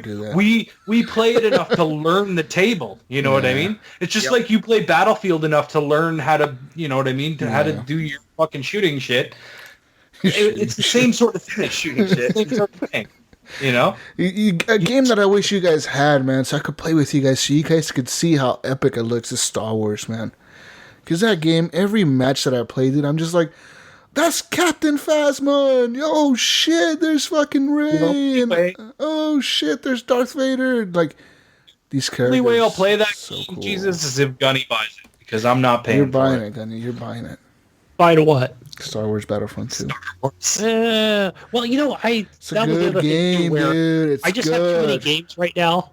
I have too many games going on, and not enough time. Good game. Again, with someone who delivers wine and spirits, I don't know. Like, I won't have until after the first week of January is when things will slow down. That's when people are like, here's resolution, I'm going to stop drinking. And then they stop drinking for like 3 weeks. a week. Yeah, for like a month. and then they're right back at it again. I know. And then every year I'm like, I'm going to do all this stuff. New year, new me. No way. That shit don't work, man. Yeah. So you figure I deliver to a lot of restaurants, and they eat a lot, they drink a lot. So yeah, it keeps me really busy. So yeah, I'm plugging away at AC Assassin's Creed Origins. Okay, how far are you in the story? How far are you in the story? Tell me. Who have you killed? Aya, his wife. Okay. I think she just left with Cleopatra. I think they said they were headed north. Yeah. Okay. And so, yeah, I love those story parts to it, but it seems like when I have to there's a side mission over here for level 20. Okay, yeah, I'll go do that. Go rescue this person. Pick him up. Drop him off over here. Go assassinate this person. All right. So it's a lot of filler. Maybe I just wasn't feeling it today, but yeah, plug it away. I don't know, Gunny, man, because I felt the same about that game. It's like when I get into it and I get into the missions and I start getting through the story a little bit, I enjoy it. But when I end up going on the side missions and stuff, I'm just like, I just get so bored with it. I'm just like, I don't want to play this anymore. I get it. In my mind, I'm like, I'd rather be playing pinball. So then I go play pinball, I did. I was like, that game is so good, man. I don't know how you guys are not really enjoying it. I love that game. I fucking love that game. I'm not saying that I'm not enjoying. Like I enjoyed what I've experienced so far, but I feel like I don't have that push to continue in it. You know what I mean? Like, yeah, I will probably finish the game at some point, but it's like right now I'm just not feeling it. It's good, man. I like the story. The only thing that I did not like about the campaign was the campaign seems very broken up. So like you said, Gunny, for one point of the mission for the story, like Aya takes off with Cleopatra, but then the next mission, you see Cleopatra in like Memphis or something like a different city in the game, and I'm like, what the fuck is this? I thought you said you were leaving, and then like just random things like that happen. Like I just don't get why Aya is helping Cleopatra so much. I don't understand that point. I don't understand it. I don't get that. She's like her personal bodyguard. I don't think she's a personal bodyguard. I think she just... Yeah, they don't explain why. Well, what's weird, because they explain that you are a magi, right? So like the magi are like the bodyguards of the pharaohs, or they're like the bodyguard of the pharaoh, but also the protector of the people. So like if the pharaoh goes nuts, it's your job to like keep that fucker in check and kill him or something like that. But right. But Bayek is like a former Magi or something, or he was the Magi and now he's not because they killed his son or something. So now he's like, I'm a rogue Magi or whatever. Pretty much, yeah. And then Aya, she's like, fucking Cleopatra's the queen, the rightful queen, and Cleopatra's brother is now the pharaoh. So Cleopatra's trying to kill her brother or something to become the pharaoh of Egypt. And it's a fucking confusing ass story because Aya is like the bodyguard of Cleopatra. I'm like, shouldn't Bayek be the fucking bodyguard of Cleopatra? Because she gives you like a new badge. If that were the case, right? It wouldn't be an open world game where you would be rogue. So maybe that's how they're justifying that. I just don't get it because like Aya doesn't have a Magi badge and she can be a Magi. I think only guys could be Magi or something like that because she doesn't have a badge. And then Cleopatra's like, I need you to be my Magi. I'll give you a badge. And she gives you like a new badge. A point in that campaign, she'll give you a new one, like a gold one, and now like it has the new symbol on it, like her Magi symbol or whatever. And then it's like, okay, now you're a Magi for Cleopatra, but she's not really the queen, so it doesn't really mean shit. But you never like, she never tells you like, I need you to go kill this guy. It's always you doing things because you want to do them. Correct. Yeah, you're like, really that's weird. Okay, I got it. Let me go do it. I'm gonna go kill this guy. Why? Because I need to kill him. Like, there's no fucking reason to it. It's just like I think he's doing it for Aya. So, yeah, because it seems like they were, they're two peas in a pod. They're like bounty hunters, basically, or at least that's what they're like crazy killer, couple. Yeah. Let's hunt together. Their son gets killed and they become crazy killer couple. I mean, it's a really weird story. And then the end of the game was just like, what the fuck is going on here? What happened? This doesn't... Like, between you starting the game and you finishing the game is a 5-year period, supposedly. Okay. And playing 40 hours of that didn't feel like a 5-year period to me.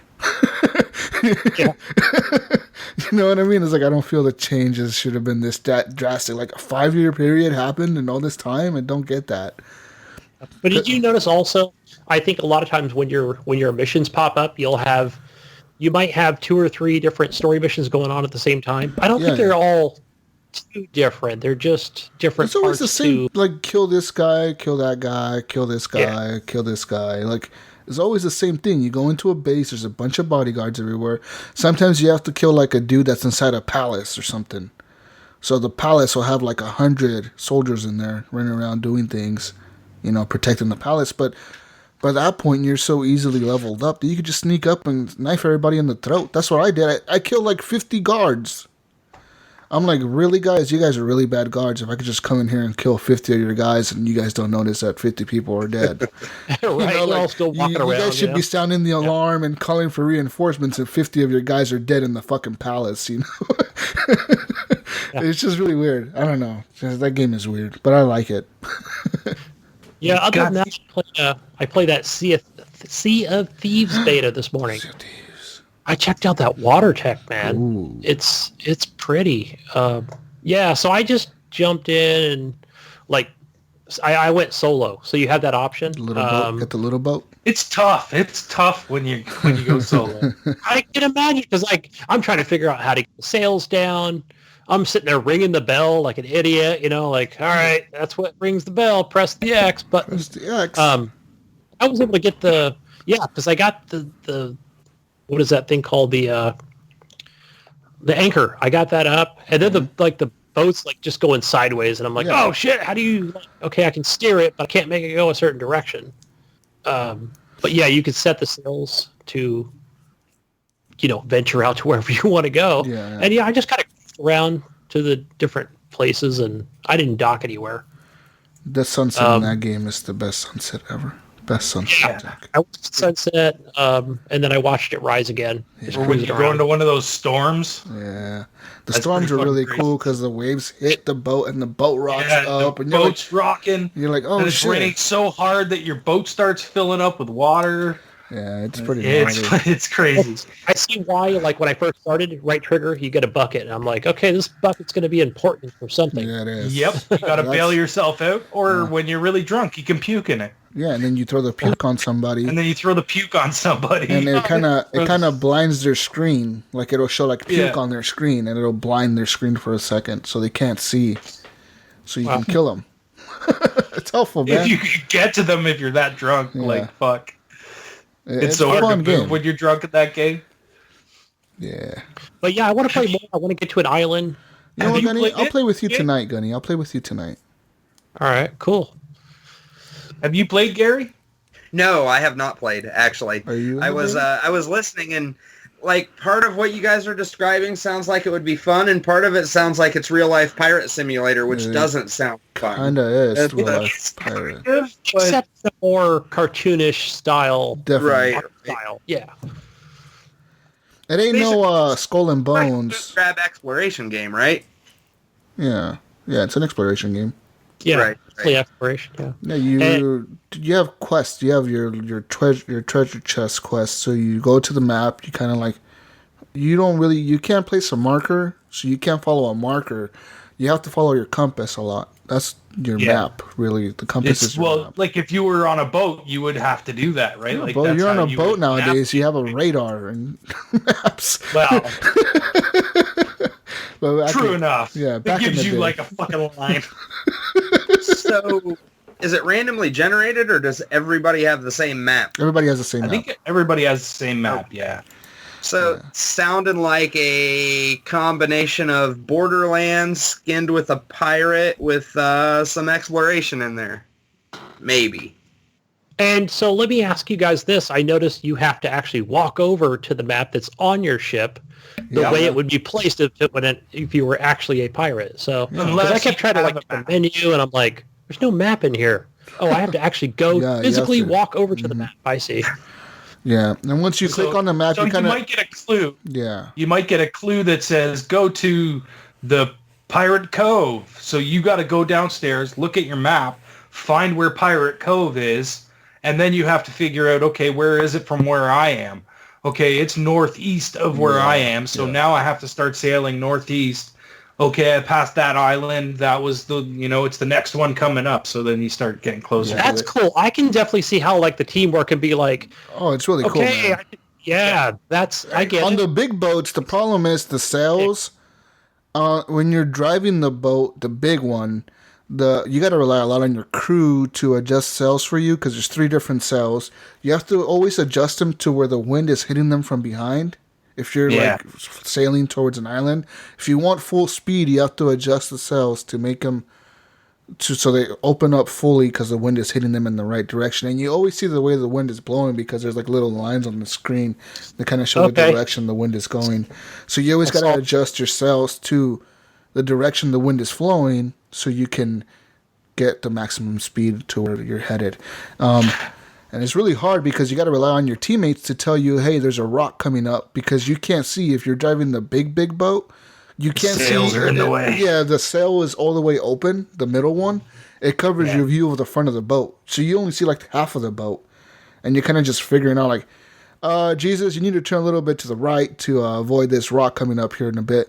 So you're turning the boat to the right to avoid the rock. Or sometimes to make like a real hard turn, drop the anchor, dude. Just drop the anchor to make a real hard turn, and the boat kind of catches and it'll turn to the left or to the right, depending on which way the wheel is pointed. Huh.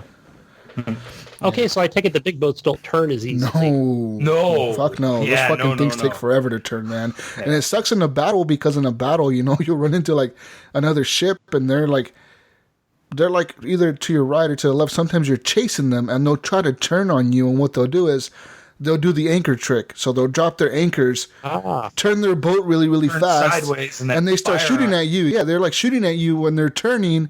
So then you have to like either ram them or try to avoid them, or it's really hard. It's hardcore, man. This sounds like fun. This sounds like fun. We need to play out as a squad. It's a blast. Yeah. So how many people can you have in a party together? How 3, 4, or 2. 4. Okay.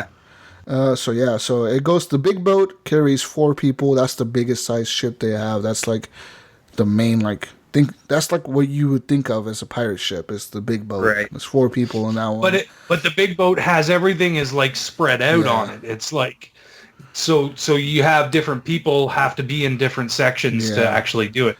Whereas on the medium boat, they're a little closer together, and then the small boat, they're like really close together. Yeah, so there's a boat. Because if you're by yourself, you got to get to those things quick to change them, right? So there's a boat that you can also have 3 people on, and that's just a little bit smaller than the big boat. And there's a boat that you can have 2 people on. I don't think I've ever seen that one.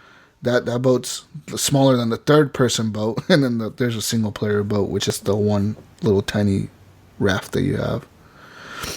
It's a fun game, man. It's a lot of fun. And that game... Man, I'm just wondering how they're going to price it or how they're going to do it to keep players in that world, to keep them going back constantly to play that game. Because that game, if the player base falls off, then that game is dead. Because, you have PUBG on the Xbox now. You have Sea of Thieves, like The Division, Ghost Recon. All these fucking games that require, like, all these huge communities of players. It's like, this is kind of crazy, Like... So this is, like I said this before, that's why I think this game needs to be free to play. It needs to go free to play at some point to have a consistent group of people playing it in order to keep it alive. Because it's not going to stay alive if people just play it in the first few weeks and then drop off of it. But the good thing is... Did they give a price point on it yet? I don't know. I mean, it's probably a placeholder of $60, but... it can't be. Yeah. It can't be. I don't this think has so. This has got to be $30-$40 tops. Yeah. It has to be. Yeah, I can't see this coming out at 60. So. And the thing I found that was weird, Jesus, this time when I played it in this round, I had no missions. There was no maps for me to follow or riddles for me to solve or anything. Maybe now you have to go to the outpost and kind of get a quest from somebody there or something. I don't know. I didn't see anybody, but I didn't really look. I kind of just ran to my ship and got on and started sailing without even checking. So it's possible at the outpost you could pick something up, but I'll have to go in and check that out. If you guys are around tomorrow, I'll play tomorrow during the day. Absolutely. I definitely see potential in this game a lot. Yeah, it's a lot of fun. I played Hello Neighbor. We talked about that. Yeah, I'm down in the basement. It really gets you thinking. Even after I stopped playing the game, I'm like, oh, okay, there's different things. Like you're still thinking about different ways to progress the game. Yeah. Yeah, so there's that. And the other game I played on PC, Mike, who I game share with, it's Nioh, Nioh. Neo. Japanese game. Neo. And yeah, so this is a third-person game. I didn't know anything about it going in. And so I think it doesn't even start you in the tutorial. It starts you like in this dungeon or this like small castle. And it's a little Dark Soulsy in a way. You're just fighting basic regular enemies in the game. And so you just pick up weapons after you kill them, and then you could actually make it to this shrine. And I just like in Dark Souls where you'll press A to pray, and then it'll basically save the game at that point. And then you can just continue moving on. Because I've noticed if I've actually gone back and went to that shrine again, like those enemies have reappeared. Okay. And so the difference I would say with Dark Souls is in this game, it's like felt like that first area, I would say the first boss fight was pretty easy. So I was able to get by that pretty quickly. Combat fast or sluggish? Like more... It's fast. It's very much... It reminds me a little bit of Witcher 3, actually. You kind of look like... what's his name? Who I thought it was at first. Right. I was like Geralt. Yeah, Geralt. I was like, whoa, this game... Yeah, it's just like playing... Yeah. Have you played Bloodborne? No, I don't have PlayStation. Okay. I was not sure. I was wondering if it would be similar to that because I figured the combat would be a little bit faster paced and everything. So I haven't ever finished a Souls game. I finished Bloodborne, but I've never finished a Souls game. Everything that I've heard about Nioh says that the difficulty is a spike. I didn't know if you'd hit a wall yet on it or not, or if you just hit a stopping point, basically. Just a stopping point at this right now. So yeah, it just kind of gets you through like the first castle, and all the enemies are pretty easy.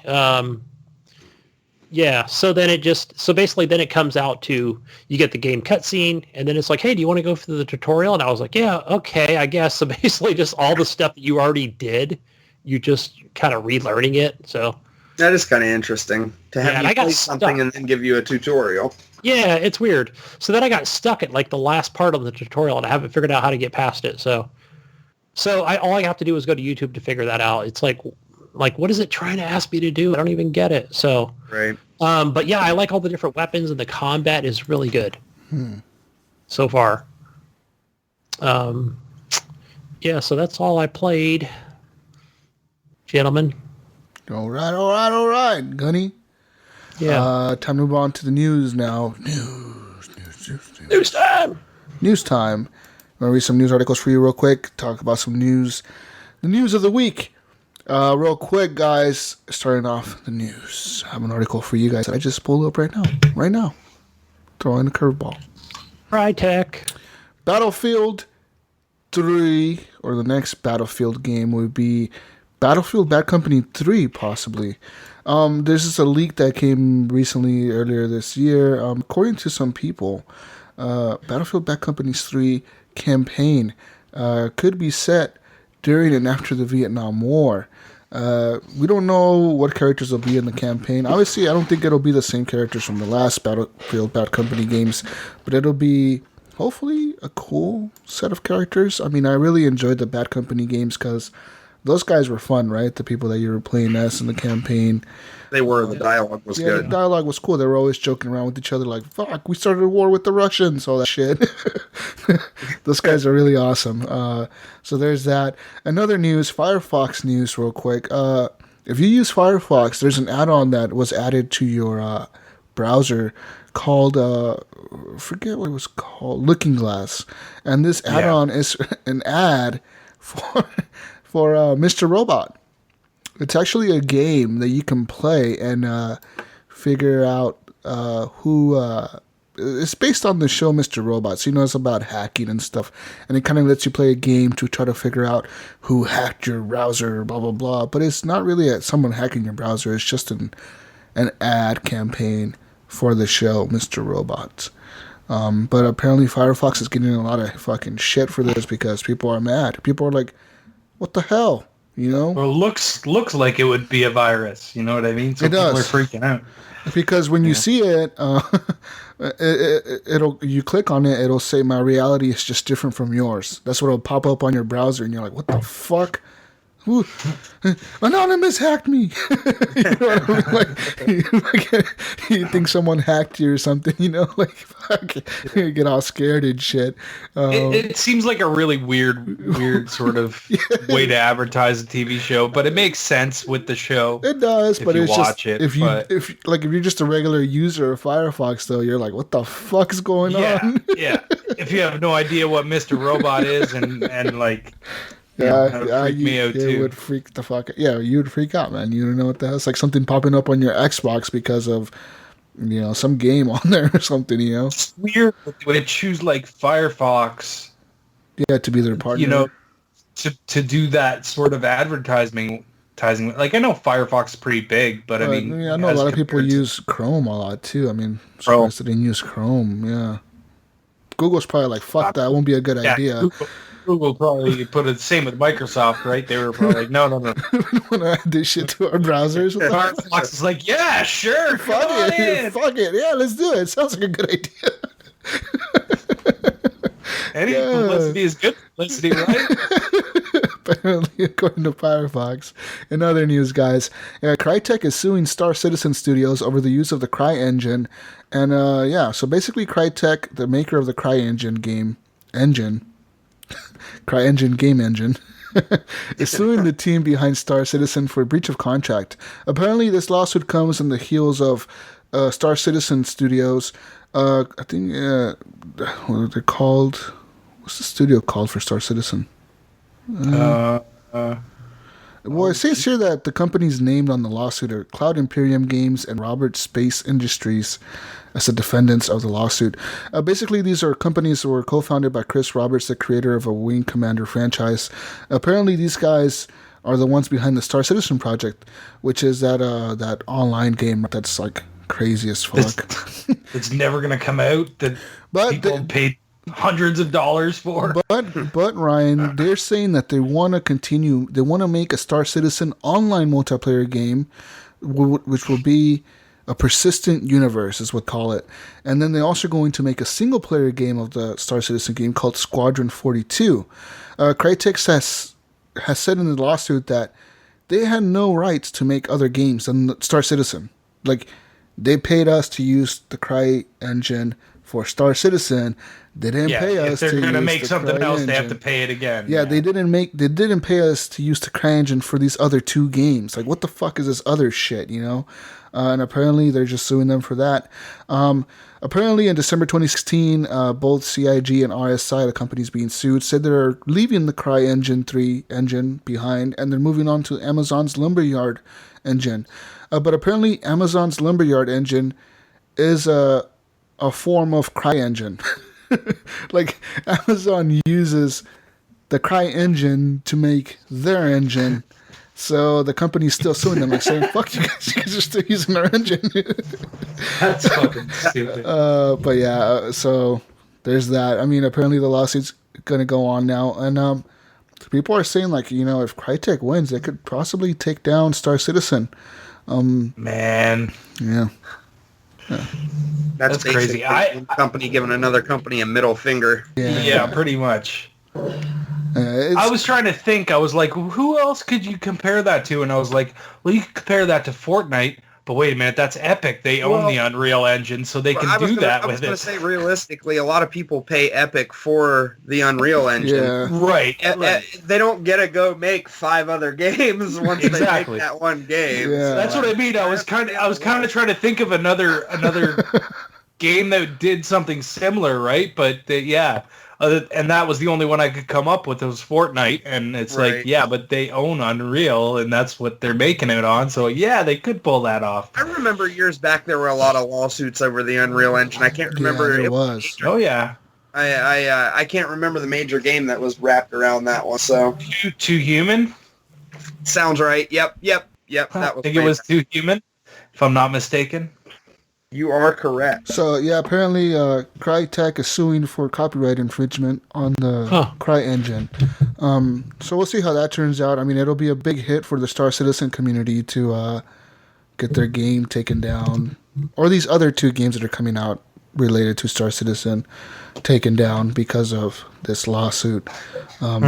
Keep you guys updated on that whenever more information comes out. Well, to be honest with you, they shouldn't be moving on to make different games until they get the fucking first one done. The thing is, they make so much money off that, calling it a beta or whatever. Like, and people like buying like ships for like $300. I have stories about this. I have stories about these ships later on, Ryan. Oh, do you? And other news. Wait. Jesus, before you go on to the next piece of news, in some non-gaming related news, I wanted to ask you a question. Oh. How do you feel about these new vaping laws that are getting passed? Because they are getting passed up here too. Yeah, these ones where they're banning the flavors, they're banning things.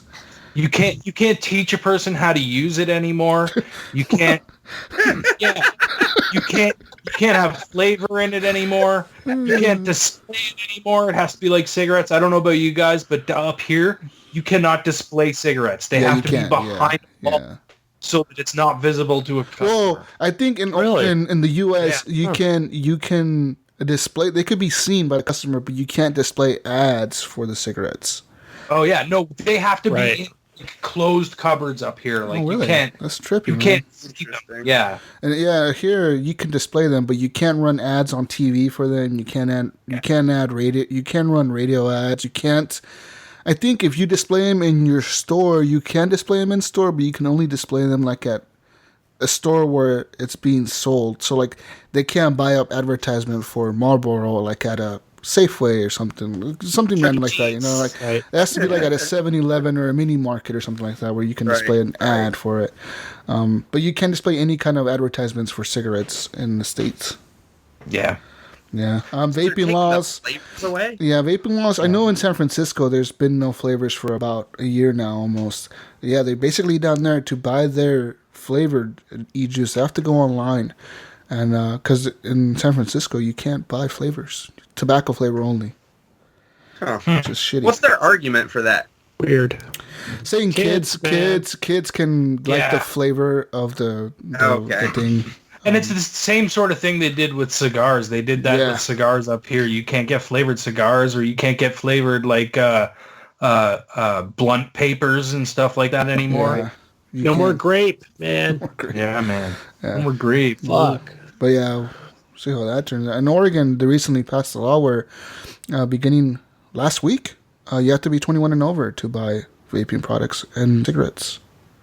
Jesus, that I kind of understand. Yeah, you have to be 21 to buy them. I know a lot of people that were like under 21. They were like 19 or 20. They were vaping. They're like, "Oh, bro, I can't buy vaping." I'm like, "Oh, sorry, man. I can't buy it for you." I can't support that one. If you're old enough to die for our country, you're old enough to smoke. And that's what gets me mad. I feel like there needs to be an exception. This is on a rant, on my personal opinion. Right. There should be an exception if you have a military issued ID that they can sell you that shit. They could sell you alcohol. Correct. And I'm not saying that for everybody. Okay, yeah, ban it for the general public. But if you're serving in the armed forces for our country, willing to go out there and put your life on the line for the country, let the guy have a drink. Let the guy have a drink or a fucking cigarette, man. Come on. You can do that in California as long as you have a military ID. Oh, really? There you go. See, that's a smart way to do it, man. Yeah, fuck yeah. I support that. Well, remember when they changed it from 18 to 21 for cigarettes? So with the military ID, you can buy them at 18. See, we're still 18 up here. Same with drinking. Yeah. It's 18. Yeah. I mean, okay. But anyways, guys, moving on to different news. Atari Box pre-orders were scheduled to start on December 14th a few days ago, but it appears that they delayed that.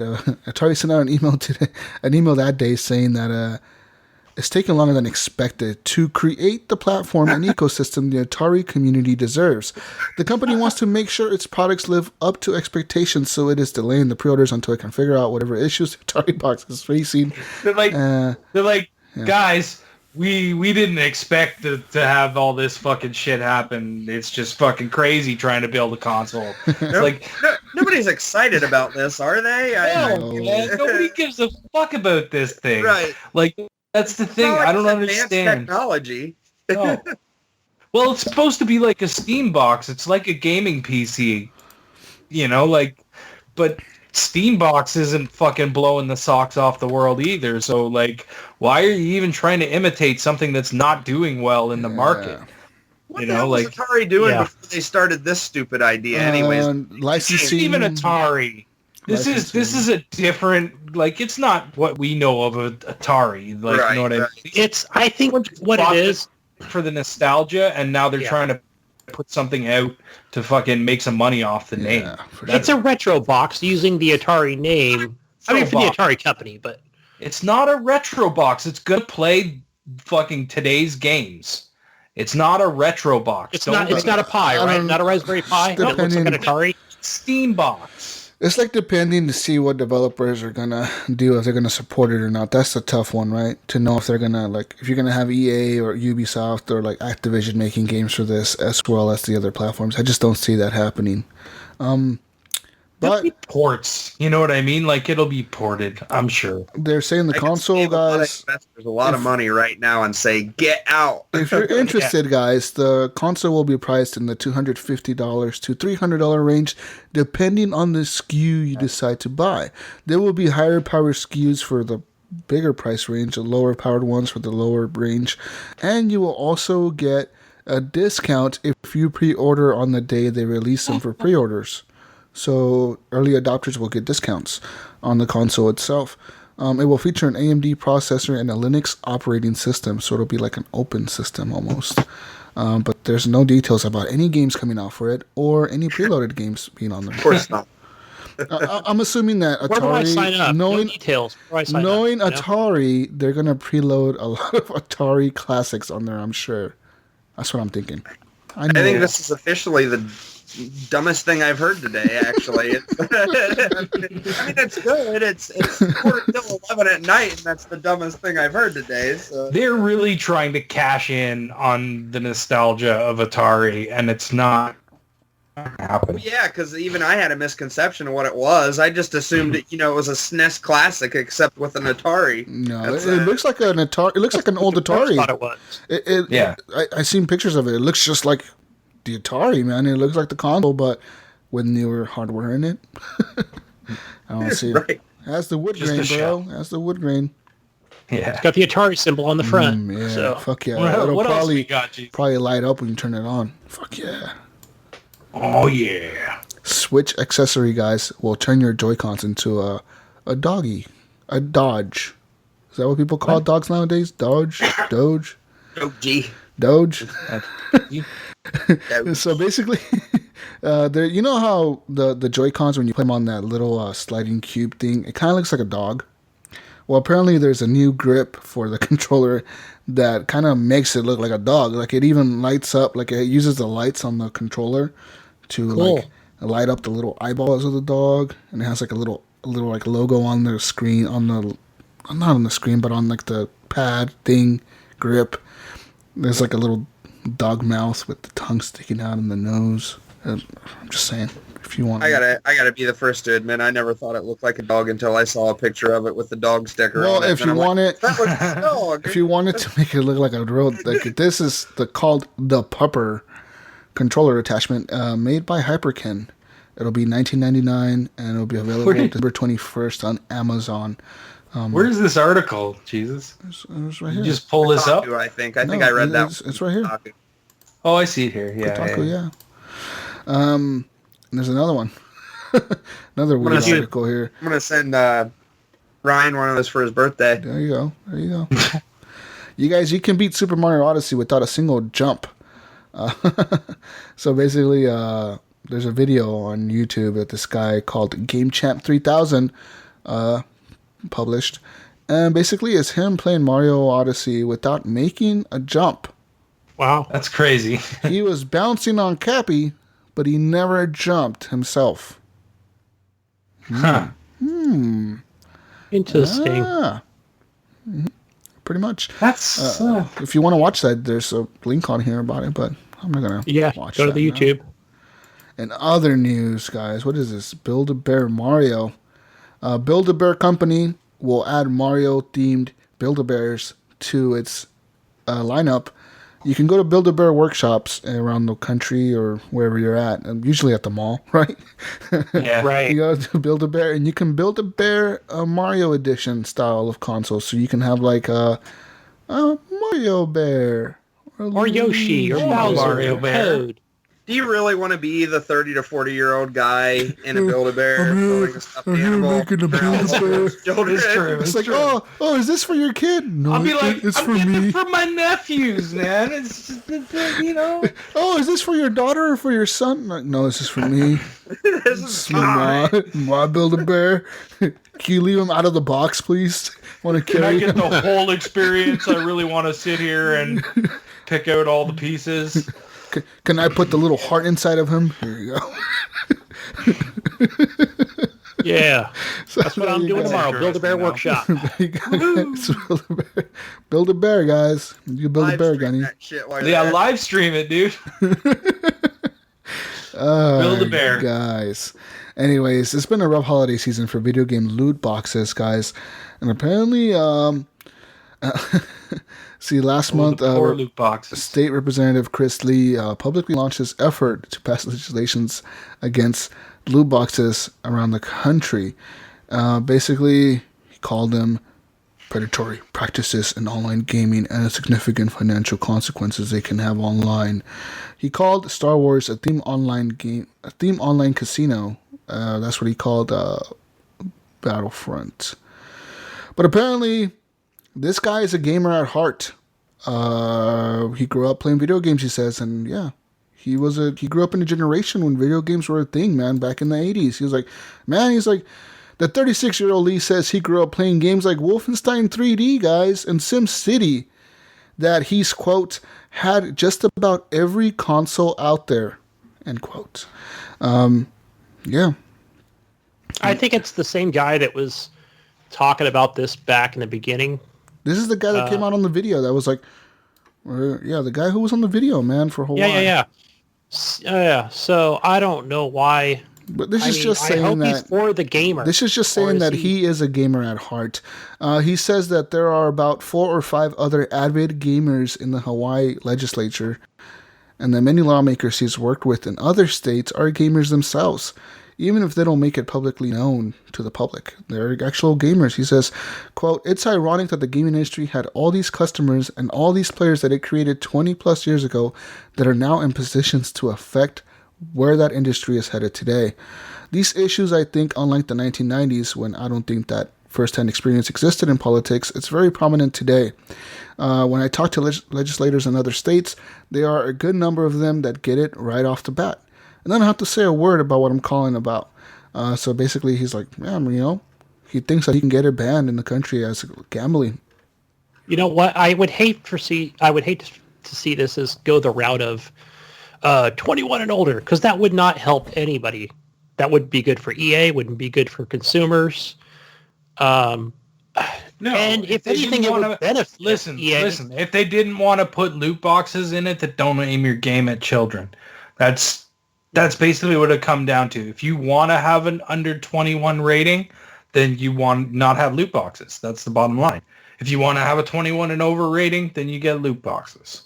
I don't agree with that, because I would see that as looking at someone like EA, or hell, they're even naming games like Forza 7, Need for Speed Payback, right? Battlefront 2. Some people are saying that this compares to like buying a chance to win a prize at a crane game, but Lee has said the difference is that people aren't spending thousands of hours in front of the crane game at their supermarket trying to win a stuffed animal and being exploited all the while to the kinds of psychological manipulation built into loot boxes and online gaming. The fact that people are encouraged to spend countless hours playing a game which exposes them to repeated psychological manipulation makes this a totally different class of concern. So he's saying, this is like, these companies hire psychologists that figure out, okay, how do we get people to spend money? This is how you do it, And it's true, man. There's psychologists that do work for gaming companies. You'd be surprised. Absolutely. That's what they do. Yeah. That noise that you remember from Call of Duty 4, the leveling up noise, was made by psychologists. They figured this noise... He might actually have a little bit of a valid argument just because of the whole fact that if you think about it, here in the States, like, we have instant lottery tickets, right? You can't buy those with a credit card. You have to pay for those in cash. Right. Loot boxes, if they make the argument that loot boxes are comparable to buying, like, say, a lottery ticket, then, I mean, you could seriously drop, because you can use a credit card on loot boxes because you're making digital purchases. So, right. I mean, there's grounds for an argument there if he really wants to pursue it at that point. But the reality of it is... What? I think he does. Like, right. I think that's the point. I mean, but is that what we have to do? I'm talking about me and you, Ryan and Gary and Jesus. Do we really just, I mean, is that what we want to see? Like, I just don't think we need to go to certain extremes. I think if we go to, like... really, though, Gunny, think about it. Is a 21 and over thing on the box really going to matter? Actually, I think so. I think it would. Do you really? Because... how many kids do you know that own Grand Theft Auto 5? Oh, well, okay, that's what I'm saying. Listen, check this out. So let's say if a kid wants the game, they're going to get it. Absolutely, no I agree. Right? It doesn't matter. 18, 35, they're still going to get the game. So the way I see it is EA might look at that and go, well, I mean, that's not good. It might hurt our bottom line a little bit as far as, like, maybe parents might actually take another look and not buy that game. But I don't think it's going to be real damaging, but I think maybe the thing EA might look at it and go, well, fuck it, the chains are off now. The monster's out of the box, man. Let's just go full bore on this because now it's justified, right? To just charge that $59 plus and say 21 over, then fucking boom, they nail you. That's the issue.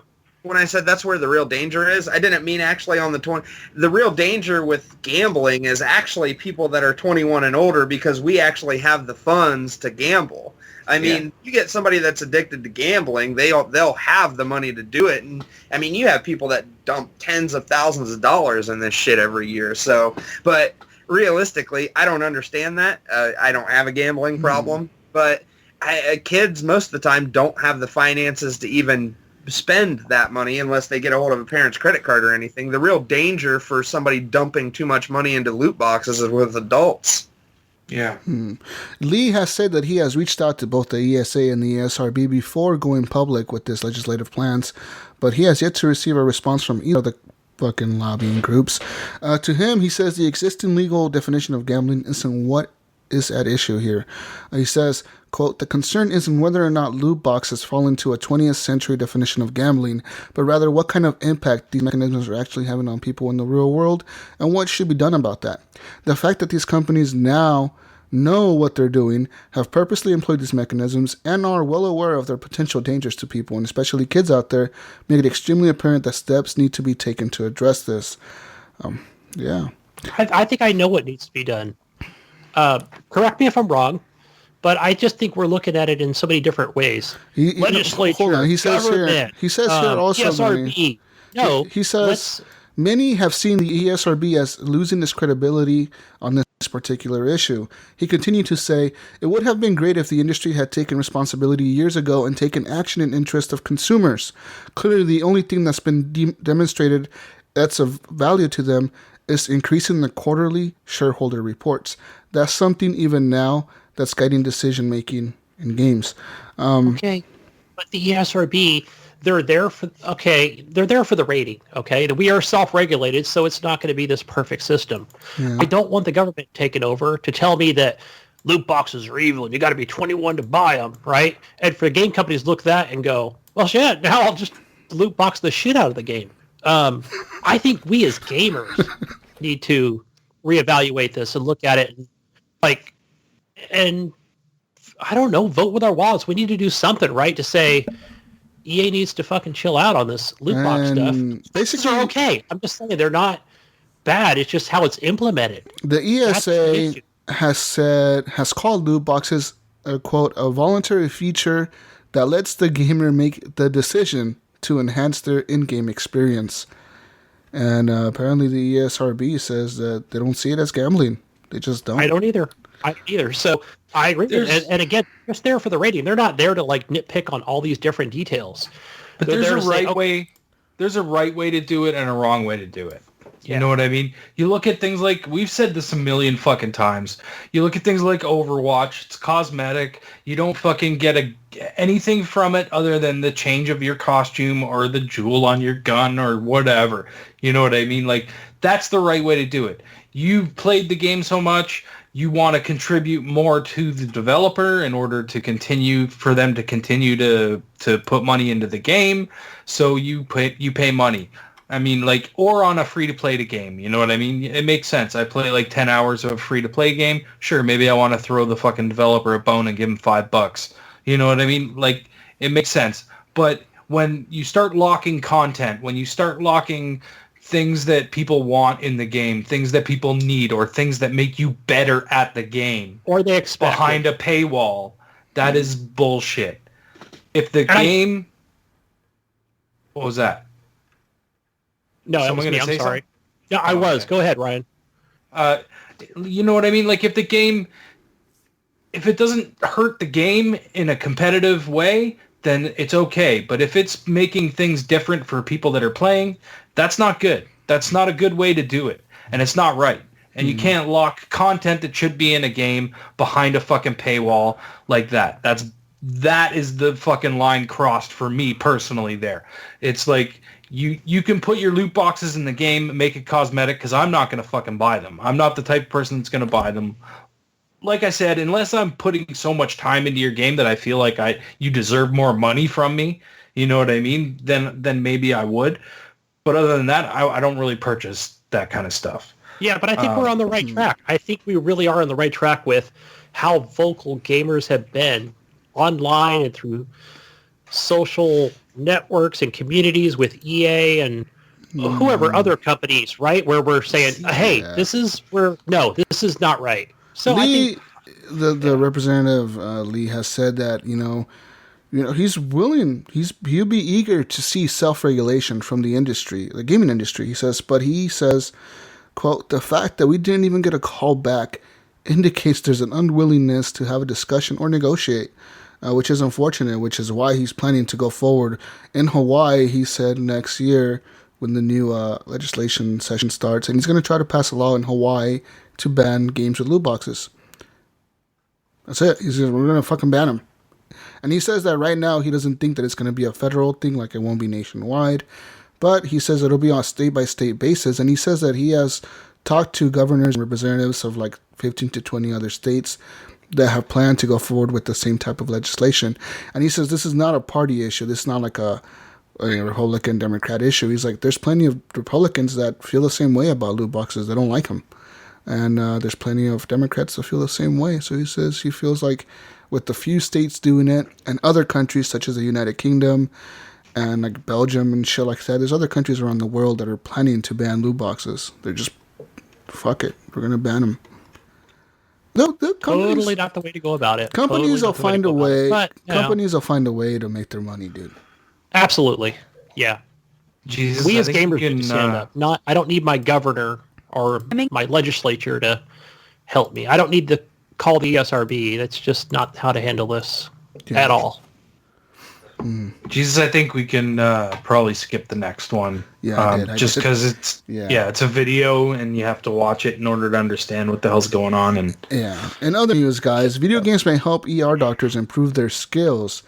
This article says emergency room doctors must think fast, and video games might help boost their decision making.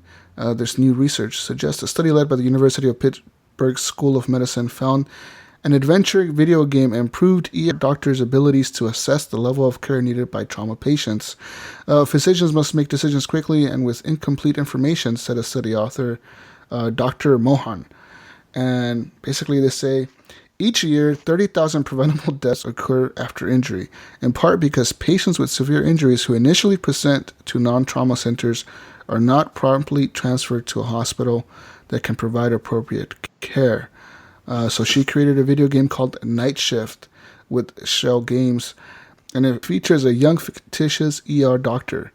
And apparently, you make decisions. It's a video game, ER video game for doctors to play and learn how to assess different situations quicker and better and more efficiently.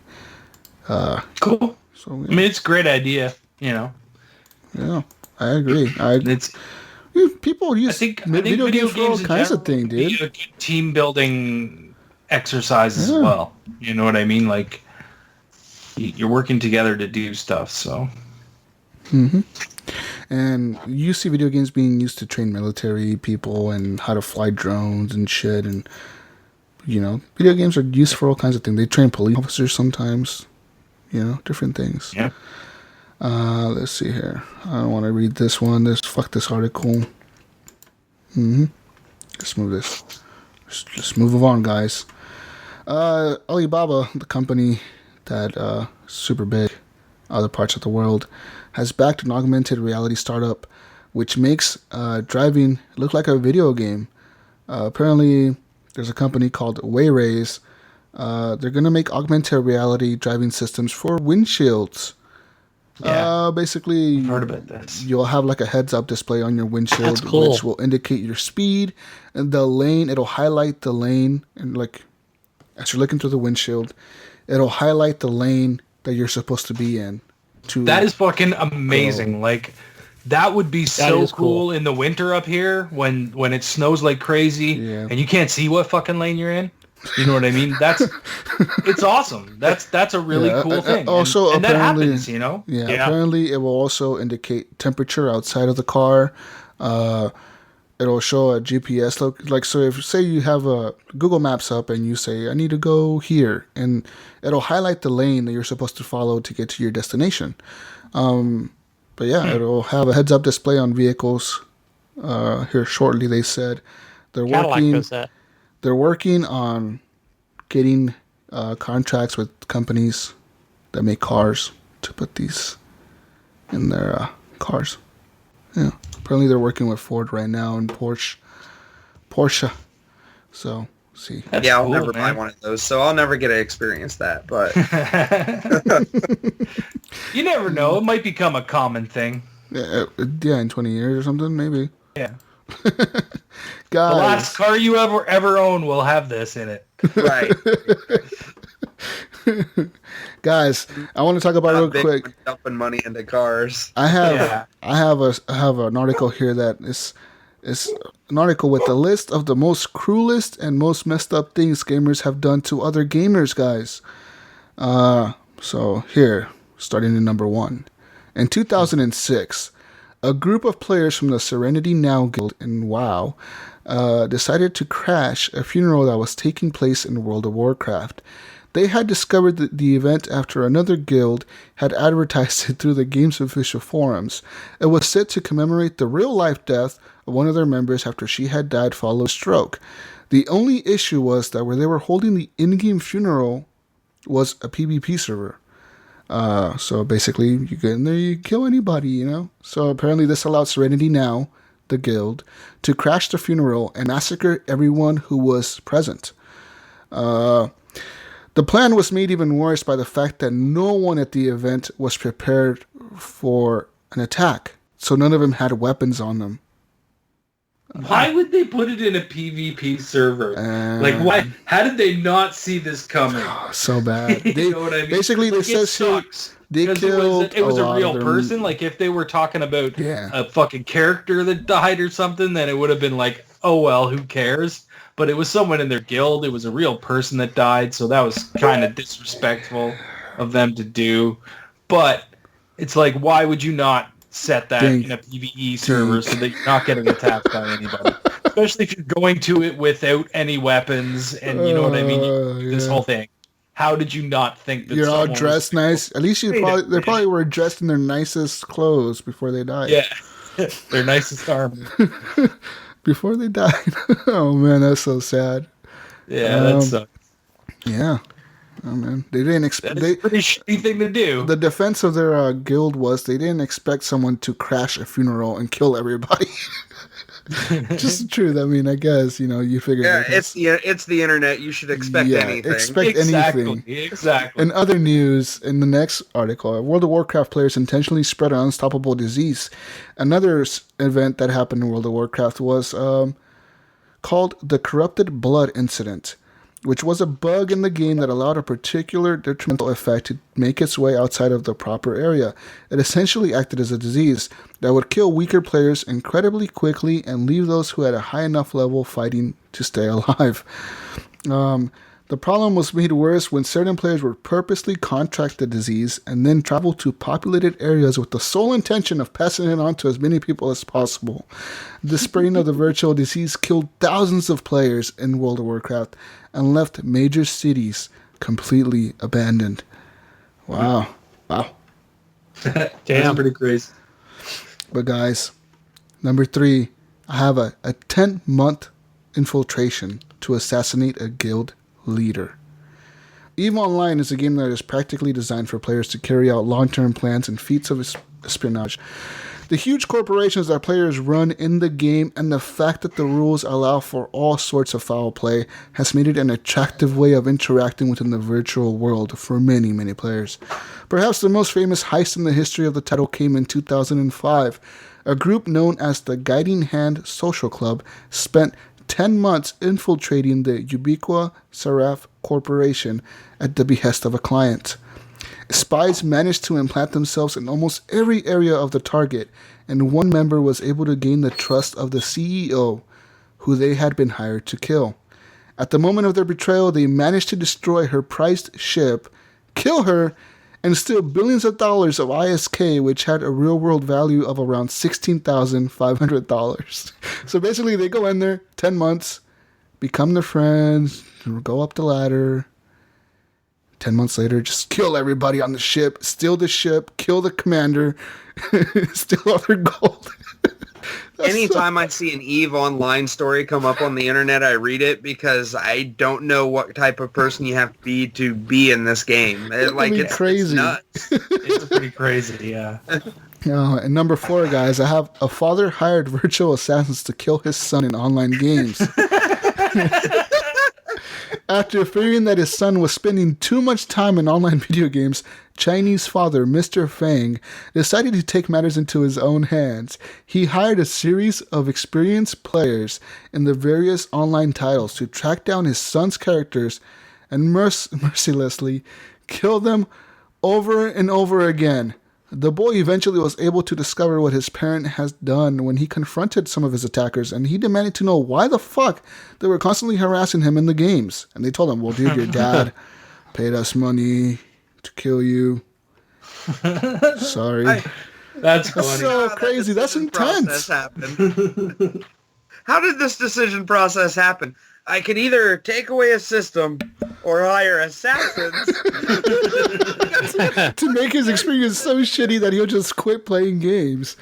Oh, man. Well, maybe you don't know. Maybe he had taken away the console so many times that it was time for assassins to come in and he went to the Assassin's Creed of video games and told him he needed him.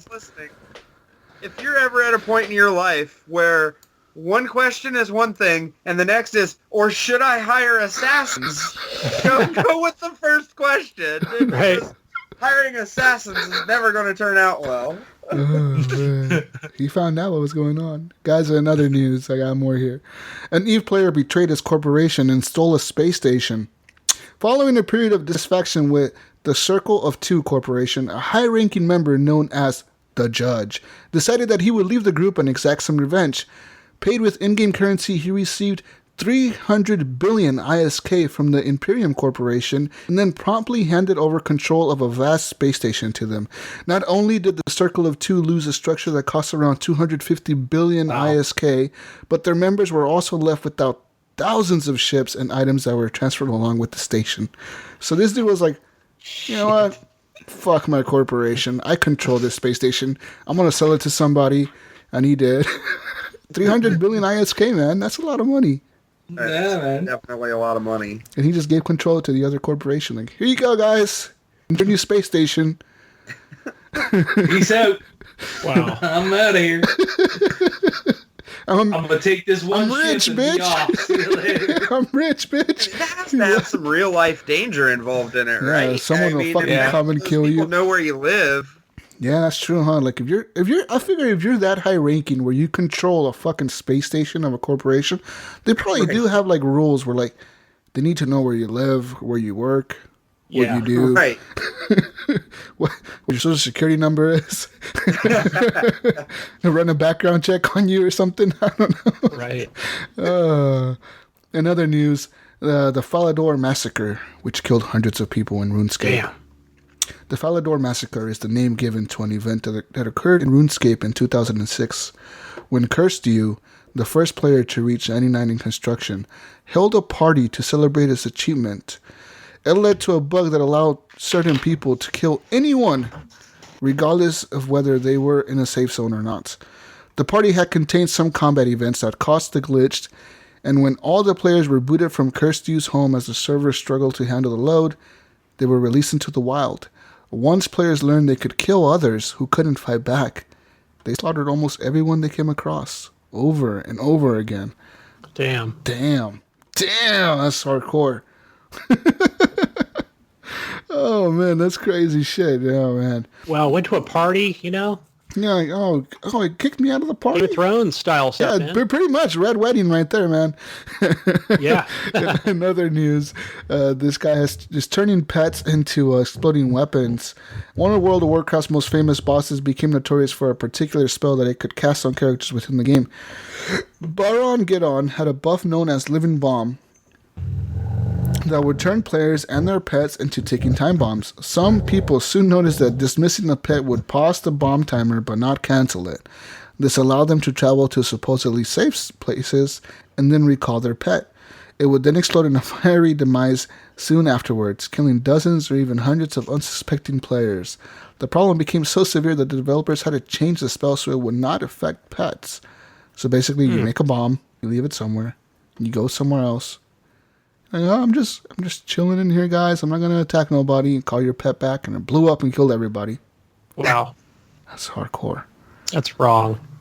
Another one, guys. An Ultima Online player would manipulate everyone into dying. Belan was a human character in Ultima Online who described herself as a noble looter. This was because she would never directly kill anyone herself, but did take... What the fuck is this? But... Whoa. Hello? Hello. Oh, I'm sorry. Yo. We're all here. Hold on. She would never kill anybody, but she would take to looting every dead body she would come across. It turns out that she discovered a lot of dead bodies because she had a mastery over certain skills that would allow her to control any wild creature, allowing her to manipulate the deaths of most of the people in any situation. So basically, she'd be like, "Hey, Gunny, come over here with me real quick," and then she would like control the fucking beast in that area to come and kill you. Did you see that last sentence? Yeah, where she said she would then resurrect the player and offer to sell them back their own gear for half of what it actually is worth. That's so fucked up. So she probably made a shitload of money. Like, look, I picked up all your gear, Gunny. I picked it up. You want to buy it back? I'll sell it to you half the price. Damn. That's smart, though, right? That's pretty smart. Way to make money. That's a smart way. And number 9, players deliberately crashed a RuneScape for others. An update to the online MMO RuneScape in 2009 led to the discovery that it was possible to purposely crash another player's client. This would force them from the game, allowing others to kill their character and steal their gear. The problem arose because the game's public chat feature was unable to render the character like a U here. Does it look like a weird thing? And it would instead cause a fatal error. This was exploited so that malicious players could turn off their text box so the issue would not affect them before going to crowded areas and sending a public message to everyone nearby. So you would go into an area, disable your chat box, kill everybody in the area or have them kicked off of the game, but the characters would still be there, and then just kill everybody. That's pretty smart. Well, what fun is that? That's pretty crazy, yeah. I mean, some people come up with some weird ways to kill people. Number 10. Basically, one of the most well-known figures in the virtual world of Second Life was Enshi Shung. She became so prominent that she eventually became a millionaire from her success within the game. This led the website CNET to organize an interview with her within the game. Wow. Unfortunately, a group of players from Something Awful, that's like a group I guess, did their best to disrupt the event. They were able to get access to the apparently secure virtual studio and sent dozens of giant floating penises at the in-game celebrity and her interviewer for about 10 minutes before the issue was finally resolved. So like, they're like, oh, fuck this bitch. She gonna get in there, we gonna get in there and fucking send dicks her way. Floating dicks everywhere. That's fucking hilarious. Flying dicks to her. Send them. Oh man, that was it, guys. That's it. Be careful out there. The online world is a little hectic, especially if you play EVE Online. It seems. Yeah. Fuck, those guys are fucking brutal in that game. What was that last article we had, Jesus, where it was an EVE Online? It was a real popular one, right? Where I think it was, I can't remember how it started, but the guy like lost his ship. It was worth like billions of dollars or millions. Yeah, dude. It's a lot of money. Yeah, it's like worth real life money, which is crazy. Like, I think like the actual, I don't know, something like $20,000. I could be wrong. Yeah, it's pretty crazy how much money these things are worth. Like it's crazy how some currency is worth more than real currency in real life. Yeah, like, and I don't know, they probably have some sort of store where, buy this account for $500, yeah, totally. Things like that. Oh, totally.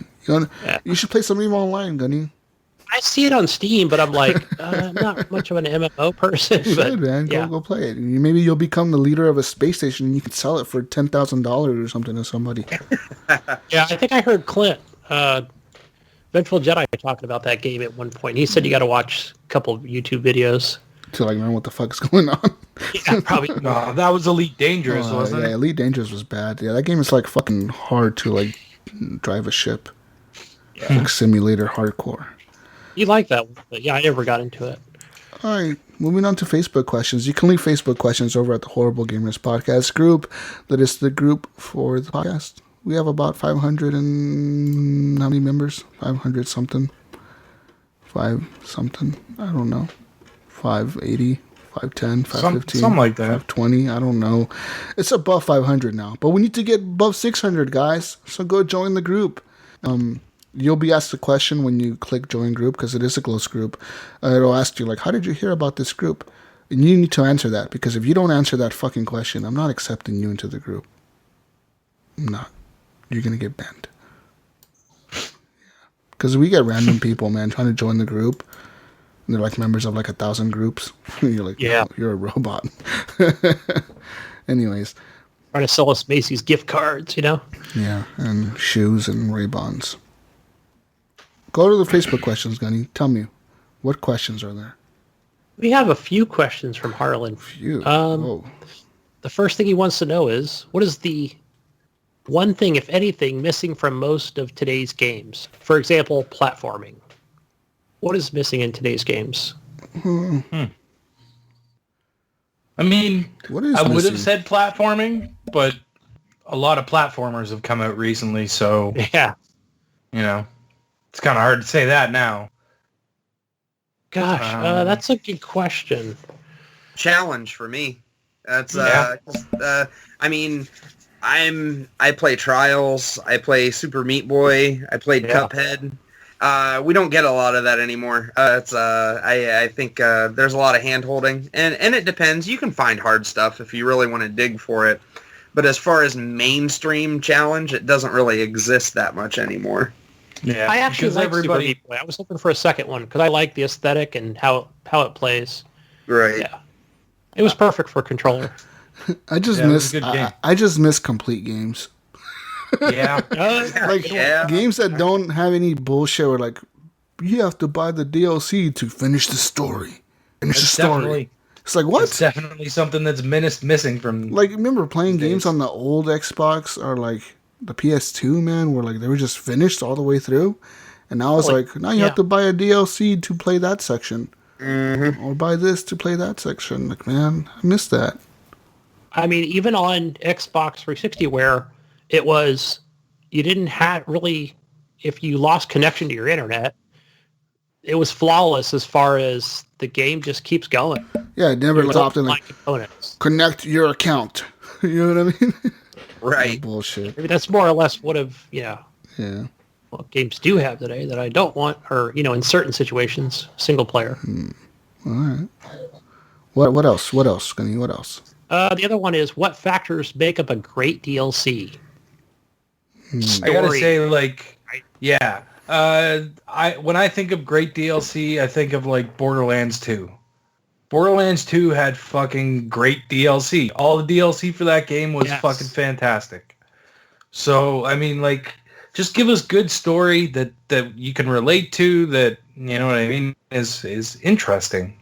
Yeah, length of content, I'd say as well. That could be debatable, but... Mass Effect had some good DLC, and The Witcher 3 had great DLC. Those are the two those are like my two standouts that come immediately to mind, and they're both because of story. They add stuff to the story. They're the Shadow Broker, some of the best DLC ever made, my opinion. What's next, Gunny? What are your hopes for that game, Anthem? I hope it's good. I think it was a great trailer, but yeah. I'm not getting my hopes up too high yet. Oh, man. Let's see more. I think it's a ways off. You know what I mean? Too off. And I think at this point, they'd probably change the direction they're taking with that game. I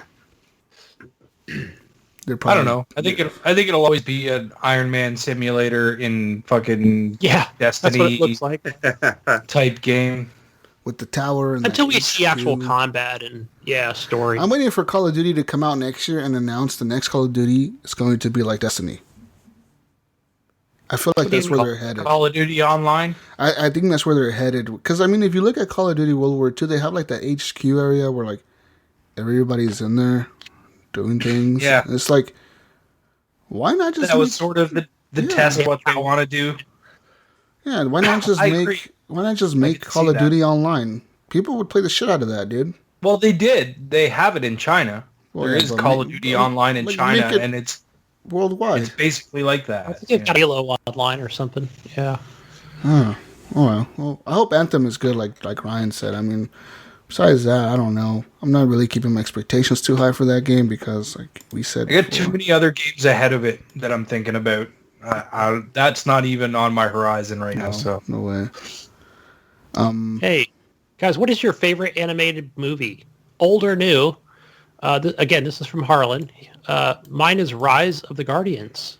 Jack Frost, Santa, Easter Bunny, Sandman, and the Tooth Fairy. It's actually done very well. It was okay. It was okay. I liked it. I enjoyed it. My favorite animated movie would have to be Toy Story, man.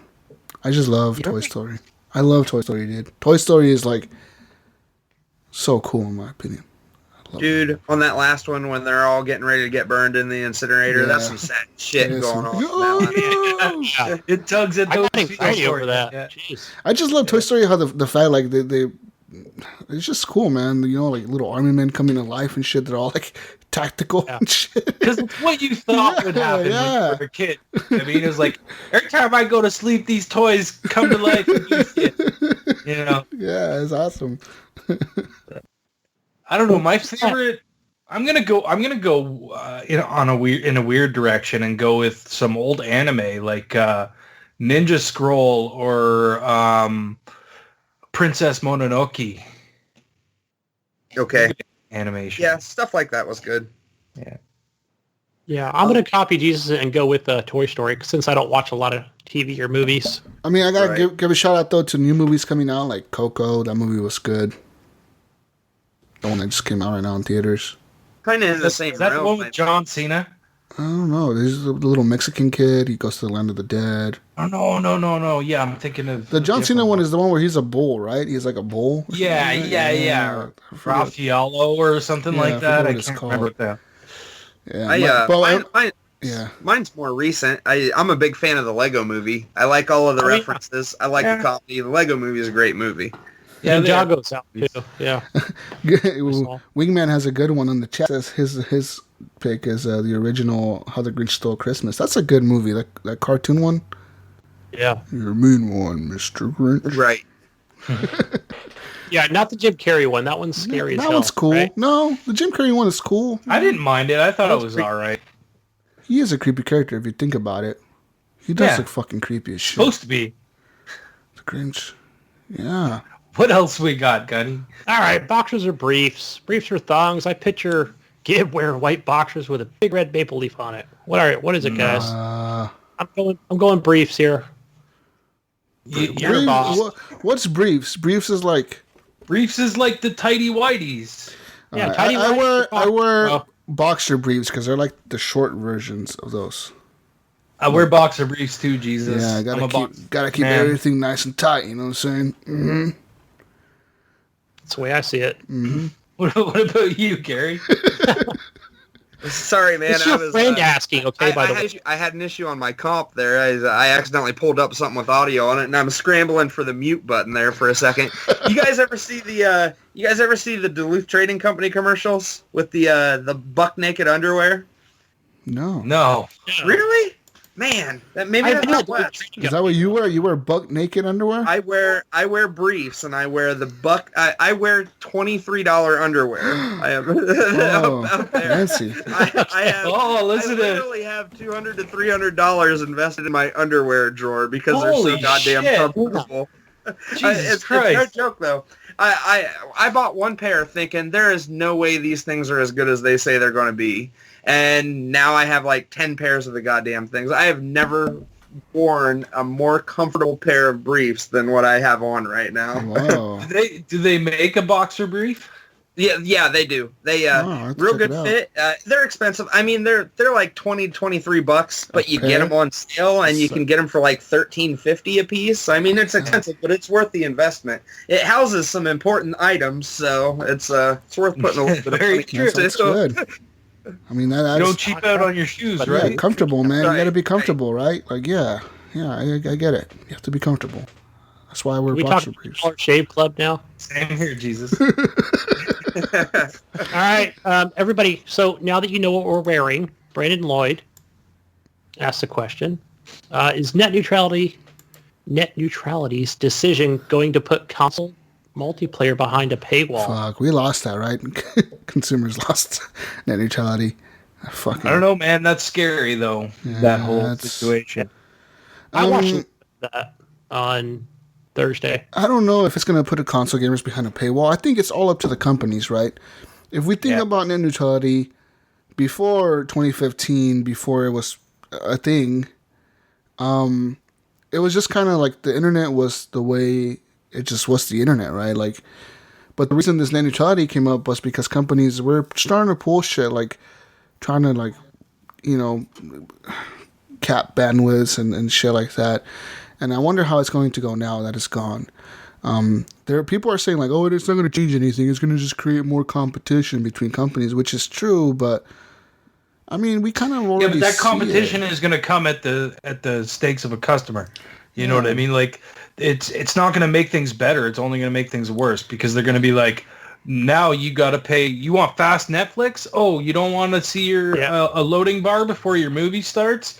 You know, you need the better internet. Ha ha ha! Get the Netflix package. Ha ha ha! Get the gamer fucking package so that you get fast gaming and you can download really quick. I'm wondering how it's going to play out. But thinking about that, we kind of already have that now. If you look at phone companies in the United States, we have AT&T, T-Mobile, Sprint, and Verizon, right? The big networks. AT&T has a deal with HBO, where if you get AT&T cell phones, you can get DirecTV usually packaged in there, and you get a lifetime supply of HBO Go. So that's kind of like a paywall, right? Because, you know, if you want HBO Go, you can get it for free here, but you have to pay everywhere else. Netflix does the same thing, though, too, but they do it with T-Mobile. If you get T-Mobile, you get free Netflix. That's just more of a promotion between the cell phone company and Netflix. But on top of that, T-Mobile does this. T-Mobile and both T-Mobile and AT&T do this already, guys. If on T-Mobile, if you want to stream YouTube, Netflix, and stuff like that, it's free. It doesn't use your data caps. It doesn't use any of your data. But if you do anything else, it uses up your data. T-Mobile also has a thing exclusive with Pandora music players like Apple Music and stuff like that as well, where if you play music, it doesn't use up your bandwidth. But if it's playing an ad, it's using up your bandwidth. That kind of already exists, but on a smaller scale. And I feel like now that could be... I think that's a bit of a stretch, Jesus. No, it's the truth. It's the truth. It happens already, man. No. I'm saying I think it's a bit of a stretch that it's the same as what we're talking about. Like, it kind of is, because at this point, what's to stop Comcast from saying, join us and you can stream Netflix all day on your cell phone or something like something. No, see, I don't think that's what's going to happen. What's going to happen is they're going to have a package that you have to buy in order to get better connections to their servers while using this specific product. But what's to stop AT&T from saying, well, if you buy our internet, we don't have those, and then Comcast loses? I mean, that's a good thing about it. I mean, everything's up in the air right now, really. I mean, we don't know who's going to react to what. I mean, Comcast has came out and said they're going to change anything of the way they use the internet, but I don't believe them. I don't believe anybody that says anything that's a company. This gives them the right to change it if they want to. You know, I like to be an eternal optimist and hope that everything will be okay, but who knows? It's the argument for the net neutrality, people that good of it is their argument is, well, we didn't have this before 2015. The internet was fine then. Why is it going to change now? But I'm thinking, no. Back before 2015, things were changing. That's why they passed net neutrality, so you wouldn't change it like that. Now you can change it whenever you want to, and it's kind of stupid. Right. I don't know how it's going to turn out, though, man. We're hoping for the best, but. Yeah. I'm thinking, you never know. You might see a console, or a gaming package or something. Well, I mean, gaming is a massive bandwidth draw. Huge. You know what I mean? Huge. Right? If someone's a gamer, they're gonna use up a lot of fucking bandwidth. So I could see a company taking advantage of that, and it could happen. Let's hope it doesn't. Right? Well, who's waiting for the Comcast internet? Xbox exclusive. PlayStation exclusive. PlayStation. AT&T internet. PlayStation exclusive. Hey, you're a Comcast customer. Get free Xbox Live. It's almost like internet loot boxes. Yeah. Hey, Xbox exclusive. They're gonna have like this E3 is brought to you by Comcast. Xbox exclusive. Oh, I hope it doesn't happen. Your phone, internet, and TV plan with the Comcast package, you get 5 free loot boxes. Exclusive. No. I'm just hoping it doesn't go that way. Then I'll have to call my legislature. Damn it! But I think at that point, if, let's say, companies start doing that, right? And what I'm going to say is, if you see like AT&T or Time Warner or Cox Communications or Comcast, these big companies that run the internet and the TV shit, if you see one of them start doing this, like this paywall crap, and you see another one not doing it, switch over to the one that's not doing it, if you can. If you're not on a contract or something. Because it'll show the companies that are doing it, fuck you, I'm voting with my wallet. But the problem with that is that, like, sometimes to have the good internet, you have to have a certain company. Like Comcast is the best one around here in Oregon, I think. There's people that use that CenturyLink shit, they use Frontier, but those companies are not near as good as Comcast here. Yeah, I could switch to them, but then it's like, we'll be paying for shittier service, the same price, So it all depends, man. Depends. Yeah. I don't know. Hey, let's move to a happier note here from David Snyder. He wants to know what game-related gifts are you purchasing and hoping to receive? Nothing and nothing. Yeah, don't really do gaming stuff for Christmas personally. I do. Oh, okay. What are you buying? What I are you do. buying? I went to You got it, GameStop. I bought some things for the kid, Roblox card and Roblox toys. Like a little. What are you buying me, package. Gunny? What are you buying me for Christmas? Yeah, I'm gonna get you some more pinball tables, bro. You gotta play it on Xbox. Merry Christmas! Woo! Gunny's giving everybody in the community Gifting. pinball tables. And yeah, so I put on my Christmas wish list, which I have on the wall in the living room, and that is I put the 5 terabyte hard drive, Whoa. a Nintendo Switch, Whoa. and a Fitbit, because mine's kind of broken. Damn. Fitbit charge. And I forgot what else I put on there. So the wife told me today, like, okay, your son got you a gift and I got you a gift. So yeah, I'm hoping for it's a Switch or 5 terabyte hard drive. For me. What the hell are you going to do with 5 terabytes? Well, I think I've Fill got that an shit Xbox up. One X. right now. I'm running out You'll of room. fill that shit quick. Dude, I have a 4 terabyte on my Xbox And- One X, and it says like I only have 2 available. I'm like, how the fuck did I use up 2 terabytes? I don't even have that many I'm always games. at like 89%, 92%. Jesus. Jig, me and Gunny also game share, so we have a lot of games. Yeah, there's a lot in there. Well, you don't have to leave It's them over all 400 installed. games. Well, bandwidth, man. You use up a lot of bandwidth re-downloading games all the time. I never Yeah. thought about that. Do you guys have caps on your internet? I do. I don't. No, I'm unlimited. Through Comcast. I do, but I pay for the unlimited. 50 extra bucks a month. So Yeah, that's what I pay for. That's my microtransaction for Comcast. I have to pay for the unlimited package. Shitty. What? Sucks. The way we do Christmas in my house, it's me, my wife, and my daughter. Every person buys one gift for each other person. Usually I don't dive into video game territory with that. And then kind of the way my wife and I do Christmas, we're like, okay, what are some things that we like need for the house? So we bought ourselves a fancy Ninja coffee maker. We bought ourselves a new laptop. And we bought ourselves a robot vacuum. So that was kind of... Robot vacuum, huh? Nice. What? Oh, yeah, that thing was awesome. It's Cool. good. It doesn't do a great job sweeping, but it does enough so that you don't have to vacuum every day. Not bad, not bad. All right, next question, Gunny. All right, from Thomas Klozek. He asks, have you guys missed me and my questions? Did Brian Tulpfuture take the throne back? Please discuss this. Oh, I don't think we missed any of your questions, Tom. No, we miss him. That was your we miss question? him. Did we miss your Yeah, we miss no, him. we miss his questions. Yeah, we do. He What hasn't the asked fuck, questions man? for a while. No Yeah. questions. Thomas, Yes, please ask questions, Tom. And yes, Brian did take the throne for a little while, but did. we've had some other people. Harlan's been pretty consistent recently. Brian's gonna lose. Brian's here. always asking questions. He's always Brian's got here in the questions. chat right now. Brian has too many questions. Speaking of Brian, He's wants to got know a question. Brian Tulp Jr. wants to know, what is your favorite TV commercial or infomercial that is out right now? Right now, I have so many questions after watching this, and it makes my head shake. And he kind of gives a link to the video, which I don't think I watched. He said, "Are white people this accident prone like this in infomercials?" And what is this here? It's I'd have to click on it, but The Manulife commercial.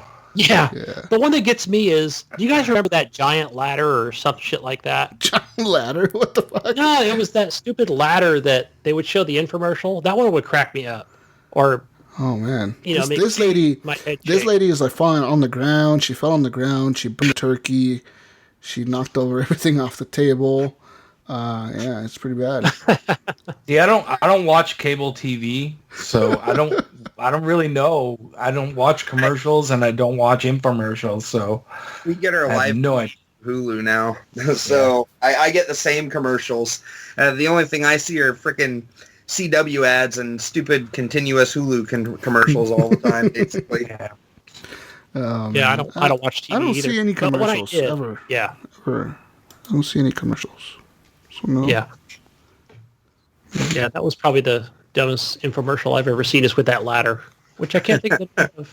Is it the giant little giant or giant something? Something like that, right? It's like the The little, little giant. giant or something. Yeah, where the guy's like climbing up a regular ladder and he like falls back or something. Like, what the fuck? Yeah, or fall over on, It was pretty. It's like I've never climbed a ladder and like just fell off the just let go of it and like fell back. I don't know. It would always show like somebody with like a rickety regular. Yeah. It's like a moving everywhere. Climbing up a 5-story house, right? And then like he'd get to the 3rd story and then it was like really it is. He'd be like, "You're doing that wrong. You need like the little giant to do that." Little giant. Yeah, it was funny. Oh man. Yeah. What's the next question, Gunny? Next question is from Michael Gaxiola. He wants to know what's the worst game of 2017. Oh man. I don't think we should answer this right now. No, because we're going to discuss that. Yeah, this will be on the Game of the Year show. Mm-hmm. Yeah. So that we'll save it for that. Too, Michael. Next one's from Jesse Martinez. What does the Xbox brand have to do to change its current example, lack of original game exclusives, off walking in or escorting children games cough, to get a bigger console purchasing audience? Or is that too far gone scenario in your opinions? So he's saying that their current image is they don't want to have original exclusive games. I mean, I don't know. I mean, what do they need to do? Get more exclusives? I don't know. I mean, but right? I mean, we're still in that.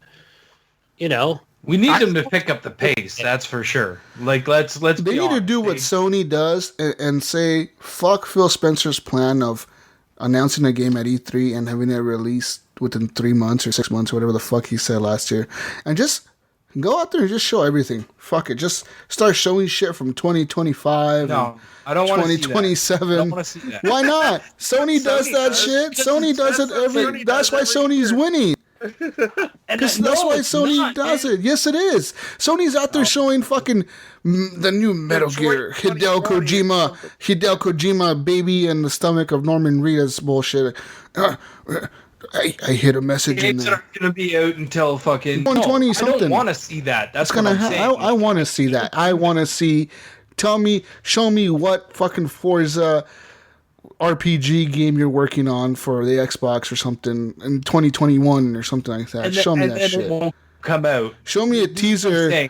Show me a teaser for the Xbox that it's coming out within the next 3 months. Show me a Scorpio version 2 coming out in 4 years.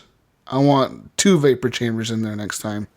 I had a guy yesterday. He was on Twitter talking about PUBG on Xbox and how these are not like exclusives. These are games as a service, and this is doing Xbox a disservice. So, I mean, obviously it's not, but it's not technically an exclusive, but I think that's what he's alluding to, that we need more exclusives. Right? Well, we do. But he's not saying that. He's saying, what does the Xbox brand have to do to change its image? And I'm saying, fuck it, and just go out there and start showing shit that it's not going to come out for the next year. How is that? That's Sony, because that's changing to a good image. That doesn't make it good. Phil already said he's not going to do that anymore. That's what Sony does. It's not going to be like PlayStation. At the PlayStation Experience, what did Sony do? What did they show? They went out there and they showed a bunch of shit. Exactly.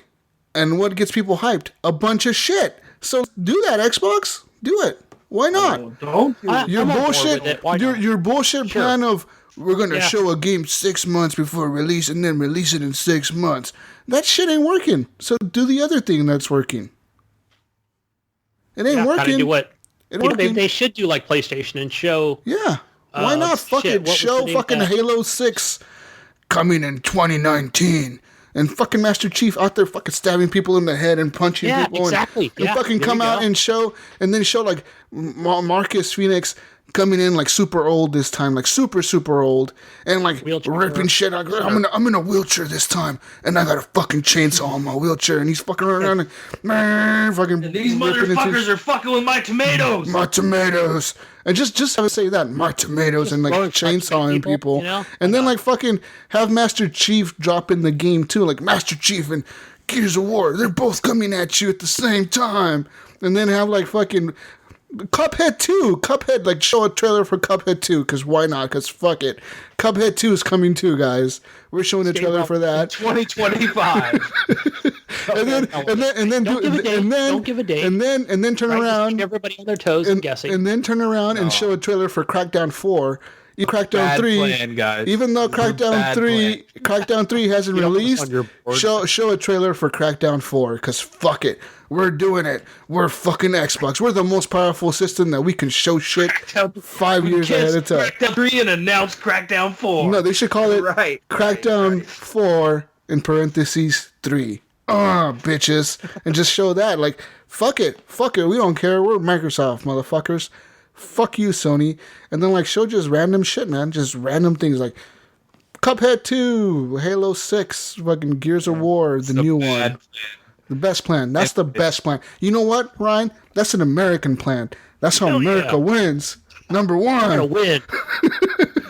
America's here. It is an American. It's totally an American plan. America number one. That's how we win. You gotta ingrain it into people's head. Is completely accurate. That's how it's gonna win, man. That's how you win. That's how you're number one. You show shit that's not even there that people want to get them hyped. There's people buying PlayStation fucking 4s thinking this fucking Hideo Kojima fucking game is coming. Like, no, it ain't coming, dude. That's gonna be on the PS5. You guys are tripping balls. It's gonna run like at 20 frames a second on the PS4 or something like that. Watch. It's gonna be a PS5 game. It'll be a PS5 launch exclusive. That's what they'll call it. They'll be PS5. They'll release it on PS4 and it'll be shitty, and then they'll remaster it for PS5. Yeah. Wouldn't you guys argue that Microsoft's already doing something to change the Xbox image, though? I mean, with backwards compatibility and everything. I mean, I think they're already taking. They're trying that. Yeah, they're trying backwards compatibility and trying to give you the most powerful console. And I mean, I think they're trying really hard already. They just need some games. They need those studios to put out those games a little quicker than they normally do. You know what Xbox doesn't have? What? Dynamic 4K. Oh, boom! Boom, bitches! Dynamic 4K, only on PlayStation 4 Pro. That's so smart of PlayStation to do that. Why doesn't Xbox come out and say we have Ultra HD HDR 4K? Oh, bitch! Mega 4K. That works, Gunny. I like your idea. We're going with that one. Mega 4K. 4KX. That's what they got. So see, I could just sum up what Jesus is saying here. You gotta lie. It's a better marketing. You just need a better marketing team. This being humble bullshit of like, we're only gonna show games 6 months before. Fuck that, Phil. Phil, we're scratching your plan. We're gonna show Crackdown 4 next E3, and we're gonna show the next Halo 6 / Gears of War at the same time, in the same trailer. We're gonna have like Marcus Phoenix kicking something down, and Master Chief will be standing behind the door. Like, you're here? He's gonna be like, you're here? Kingdom Hearts 3. And Master Chief will be like, ago, wasn't it? That was at launch of the new consoles. Right. They showed Kingdom Hearts 3. Yeah, I mean, see, they don't give a fuck. Sony's like, we're gonna just show everything. We don't care. We show shit that doesn't even. That wasn't even Sony. That was everybody. But you know what I mean? Sony's showing fucking Days Gone, Dog Days game, whatever the fuck it's called. And that shit ain't gonna come be out for 2 years. They're showing that bullshit. They're showing other games. Like, Xbox just needs to come out and say like, PUBG 2, Xbox exclusive. Right. Still fucking muddled down on the, just everything. Just fuck it. Dry on the first one, but why not? Fuck it. Like, we don't even give a fuck. We're showing this shit because we can, bitches. You telling me they can't make a cool trailer for Halo 6, even though it's not even like on the board for them? They could probably make a fucking badass trailer. All they need to do is do a same trailer like they did for Halo Guardians or Halo 5. Like Master Chief with that big thing coming out of the sand. They need to do that, but more badass. Like, have like Master Chief just kicking ass. And like, the Covenant is back. And the Master. We need to summon the Master. And the Master Chief walks in the room like, I'm here. Halo 6 confirmed. Boom. That's the hype. All right, guys. Hype. Let's move on. Next question. Next question's from our good friend Jonathan Hall. Hey, Jesus. Want to go on want to go on a bro date that involves drinks, the new Star Wars movie. Okay. And if things go well, we can cruise back to my place for a night of new experiences. I can play on your Switch. You can play with my PSVR. We can go all night if you want. Maybe chill with the Netflix. If our hands get too tired, let me know on the show. Oh, it's kind of creepy. He wants to know. I mean, new experiences. I don't know if I want a night of new experiences here. He says, if you say yes, I'm on my way. I'm kind of scared to say yes. Should I say yes? I kind of want to say yes, but I don't know if I should. You guys gotta do your sweetie rooftop party with your PSVR rooftop. I'm down to hang out with Jonathan anytime. He's a cool dude. Yeah, dude, I'm down. Fuck yeah. I think we're already planned to. All right, Jonathan, head on over. Come on over, Jonathan. Oh man, that goes to anybody listening in Oregon. Just hit me up, man. I'm down to hang out with you guys. Do whatever we do. I don't know, something. This last one we have from our news guy, Andrew Jack. Who, by the way, congratulations, got engaged. Yeah, he did. This show's dedicated to Andrew Jack, our news machine. Yep. I thought he was married. Oh, okay. Oh, he's engaged, bro. No, he got engaged today. Oh, congratulations, Andrew. Yeah, it was today. Because he messaged me earlier and was like, I'm a little busy this week, so the news is a little short. And I'm like, there's more than enough news there, dude. Yeah. I was like, congratulations on your engagement. It's not 4 hours of news like last week, guys. I'm sorry. I'm like, no, man, it's cool.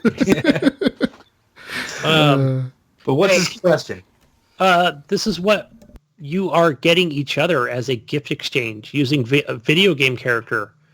Who's getting what? And basically, the image here from this company, I think it's a French company. It's a freaking purple dildo with like a video game bobblehead character at the end. So each of us is going to get each other one of these for Christmas. He said, yes. Who is getting what? Okay. What characters are we giving to each other? Okay. Alrighty. I'm going to give... I know what I'm going to give. I know what I'm giving Gib. Okay. You're getting claptrap, buddy. You're getting claptrap. Yeah. Yeah, just I'd end on that one. Claptrap be tickling my balls. No. Oh, shit. Just ruined that. Okay, so wait a minute. Jesus, goddamn, what am I going to get? What are we going to get for Jesus? The head on that one in the second? Jesus. No, that's insane. How is this a thing? I don't know, but apparently it is. All right, what are we getting for Jesus, Gunny? I'm going to say BJ Blazkowicz. I don't know. Throwing it out there. I don't know. Can't really... Yeah, maybe Master Chief for you. Oh, I don't like Master Chief that much. Yeah, he's not that much into Halo. Sergeant Johnson. Pick one out for yourself. It could be green, a green dildo. Green? Sure. Like making a Scorpio edition? Scorpio edition on it? Is on the side. An Xbox at the end of it with the Scorpio edition? It's got a little Xbox One X with Scorpio edition. Mine's going to be Rico. But you can actually say you got one that says Scorpio edition. Yeah, bro, what's up? It comes with a little controller, too.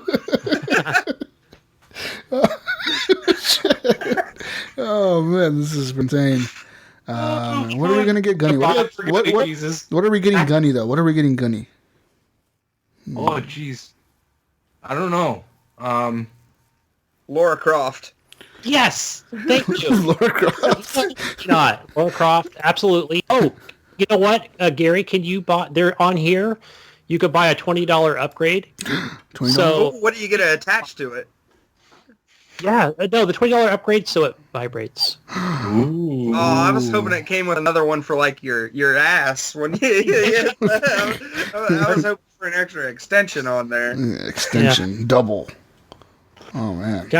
Guys, see, I was thinking strap on here. You guys are like totally whoa. It's a dildo, bro. I mean, what are you gonna say? I mean, it's a typical 7-inch dildo. Gary, I'm gonna get you Brian says Pathfinder Jesus. Oh, shit. Yeah. Pathfinder. So I'm going to get you Super Meat Boy on the end of yours. Oh, Super Meat Boy. That's awesome. Nice round character. Make it red.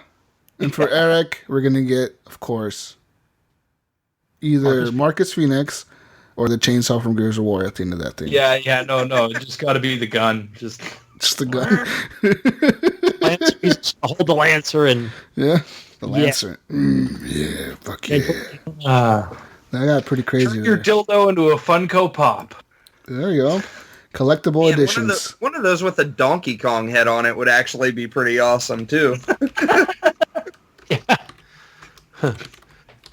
Was that it for the questions? That is it. That's it for the questions. All right, Jesus, get us out of here. With that being said, guys, this was the end of the Horrible Gamers podcast. Show number 180. What number? 182? 82? Yeah. If you want to, please leave us a review on iTunes. Actually, I suggest you leave us a review on iTunes. It'll help us get noticed by other listeners on the iTunes platform. And yeah, grow our popularity of the show. Also, a thumbs up on Stitcher if you're listening on that. Google Play, leave us a review on Google Play. 5 stars is appreciated as well. And go ahead and leave us a review on the Podbean app. And plenty of other places you can leave reviews. Just leave us reviews wherever you're listening to us on. Just go ahead. Just do it. 5 stars. Appreciated. But yeah, we appreciate any review, really. And with that being said, guys, you can find me on Xbox Live. Gamer tag Jesuswalksalot. I'll be playing a lot of PUBG, a lot of Star Wars. Probably tonight. I'm going to get back on PUBG or Star Wars. I don't know yet. I haven't decided. But yeah, that's it. Gamer tag Jesuswalksalot on the Switch. I have a Switch code, but I'm not going to give it out. Yeah, that's it. That's it, guys. Where can we find you, Ryan?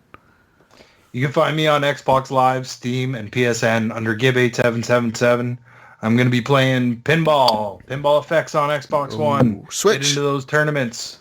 Pinball FX on Switch. If you got me on Switch, put up some scores. Let's get play. Those free tables. People. Can you create tournaments on the Switch too? Yeah.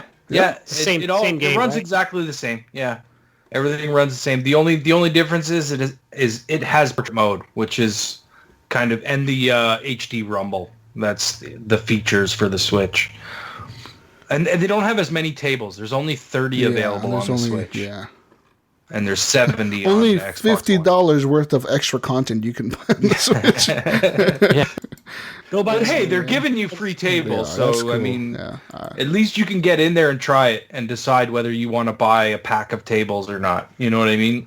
Maybe you get in there, you have fun with the free tables, and then you decide, maybe I'll buy one of these Star Wars tables. You know what I mean? And then for sure, that's how they get you. But maybe some listeners out there only have the Steam version and are dedicated to that. Post your score of the group. Why not? This is not really a serious competition. This is all for fun. We have a lot of playing pinball these days, man. Like the community seems to be loving that game. Got it on PS4? Post it. Yeah, post it on any platform that you're playing on because it's on everything, isn't it? Everything. I also noticed that Zen Pinball is also now on the Switch for free as well. If you want to try that out. But that is them. Oh, the other one then. Who's the other guys that make? Oh, yeah, that's right. Pinball Arcade. Pinball Arcade. Something Smith. That's Stearns Arcade. Stern Pinball Arcade. Yeah, that's Stern. on there. Yeah. So I saw that yesterday right next to the Pinball FX thing on the store for the Switch. So it's on there as well, man. I don't know which one. I haven't tried the other one, Stearns, yet.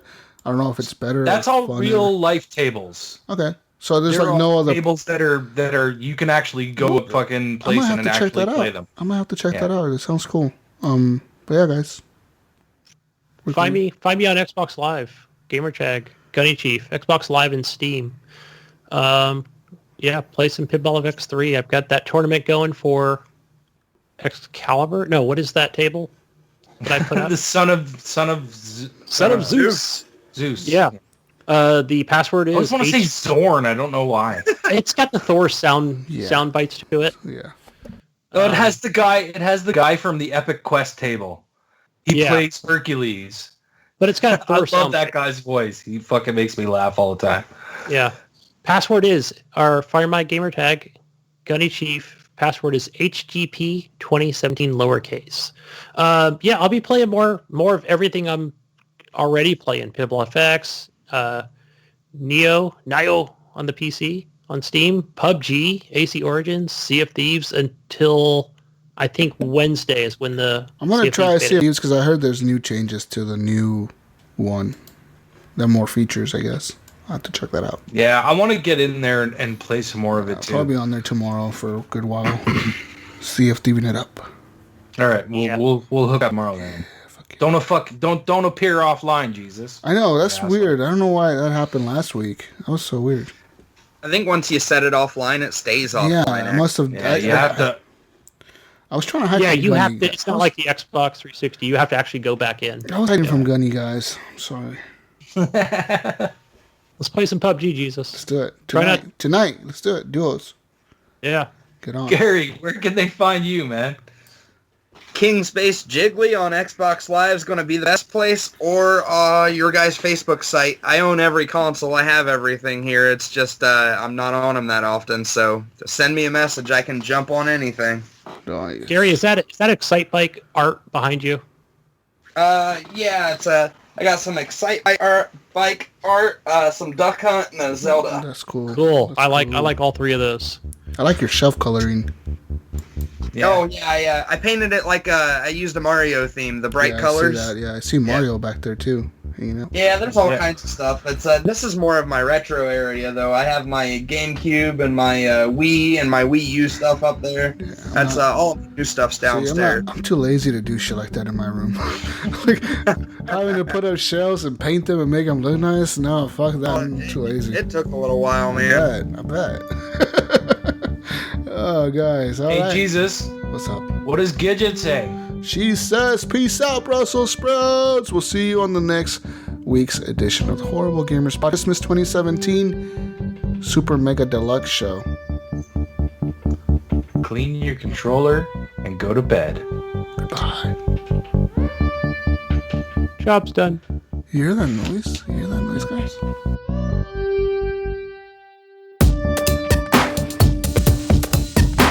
I don't speak Arabic. I'm sorry. Yeah, I just went out, bought the, whatever you call it. The blue mic or whatever they call this one. The Yeti? The Yeti, thank you. You're welcome. Hey, nice to meet you, by the way. Hey, you too. Gunny, right? Yes, your gamer tag. What is that? King Jiggly. Oh, you are King Jiggly. Jeez, okay. Because I was like, wait, is that King Jiggly? Okay, yeah. Right. Now that we actually have you on here, I was telling Ryan that I said I want to, on the show as we talk about Pinball FX3, I said I'm going to call him Jiggles and Jingly and all these different things. And I said, but I don't really know him that well, and I don't know, if he's okay with that. And I was like, I'm good, man. I can't be offended. Okay, good. Because I thought, do you know him, Ryan? It's all in jest and in good fun. So yeah. Yeah. That's cool. I'm not your typical American nowadays. I don't get easily offended. Oh, Jig's a good guy. We podcasted together a long time ago. You never told me that. Okay. Yeah, I've talked about it on the show before. See, I'm old. I'm old, Gary. I'm old. I'm fucking old, and I forget shit. So. The last time I used Skype, I believe, was actually the last time I podcasted. Really? Yeah. Yeah, I don't think I've ever used it otherwise. Oh, that's my Joker. I bought it from, I went Christmas shopping, went to GameStop. Oh, that's a Joker? Yeah. From here, it looks like the Iceman from Mega Man 1. It does, doesn't it? Yeah. Or it looks like Mega Man, yeah. What city do you live in, Gary? Oh, sorry. Little kind of backwoods town, Sydney, Ohio. Okay. I'm about an hour and a half north of Cincinnati. All right. I think that's where the Merrills live at, where they originated from, my family. Oh, really? Yeah.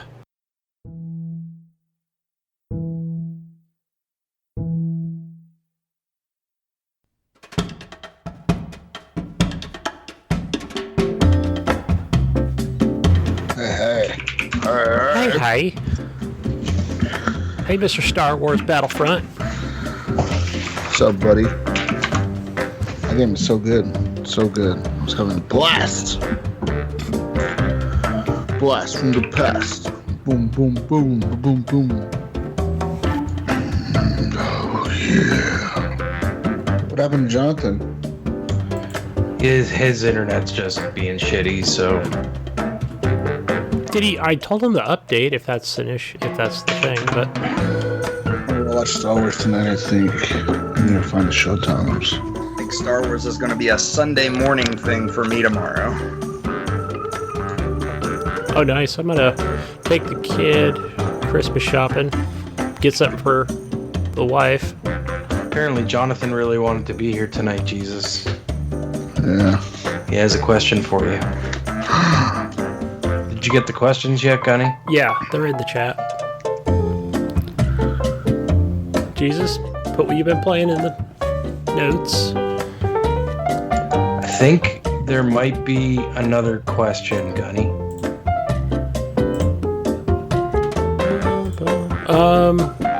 Okay, going back. Something from Jonathan?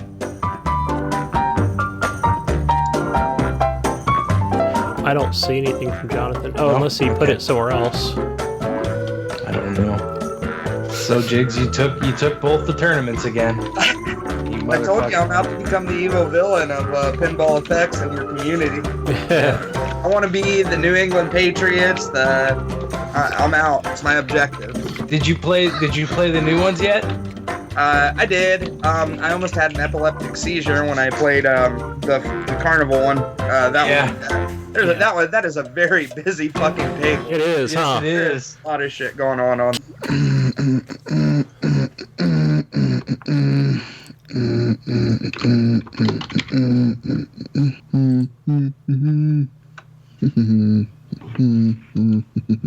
You looking at, motherfucker? Huh? You got a problem with me? You all right there, Jesus? I'm ready. Hold up. God, Gunny, how long does it take to fucking start recording? I was doing shit. All right, I'm ready. Okay, good. I'm ready. I'm ready too. Gonna drink the water. Bottled by Niagara Bottling. In 5, 4, 3. Oh, hold on, I'm gonna start at the 1 minute mark. You fucking asshole. What? You just made me miss it. I gotta start at the 2 minute mark now. I'm just kidding. Right, go ahead. Okay, everybody. Everybody now.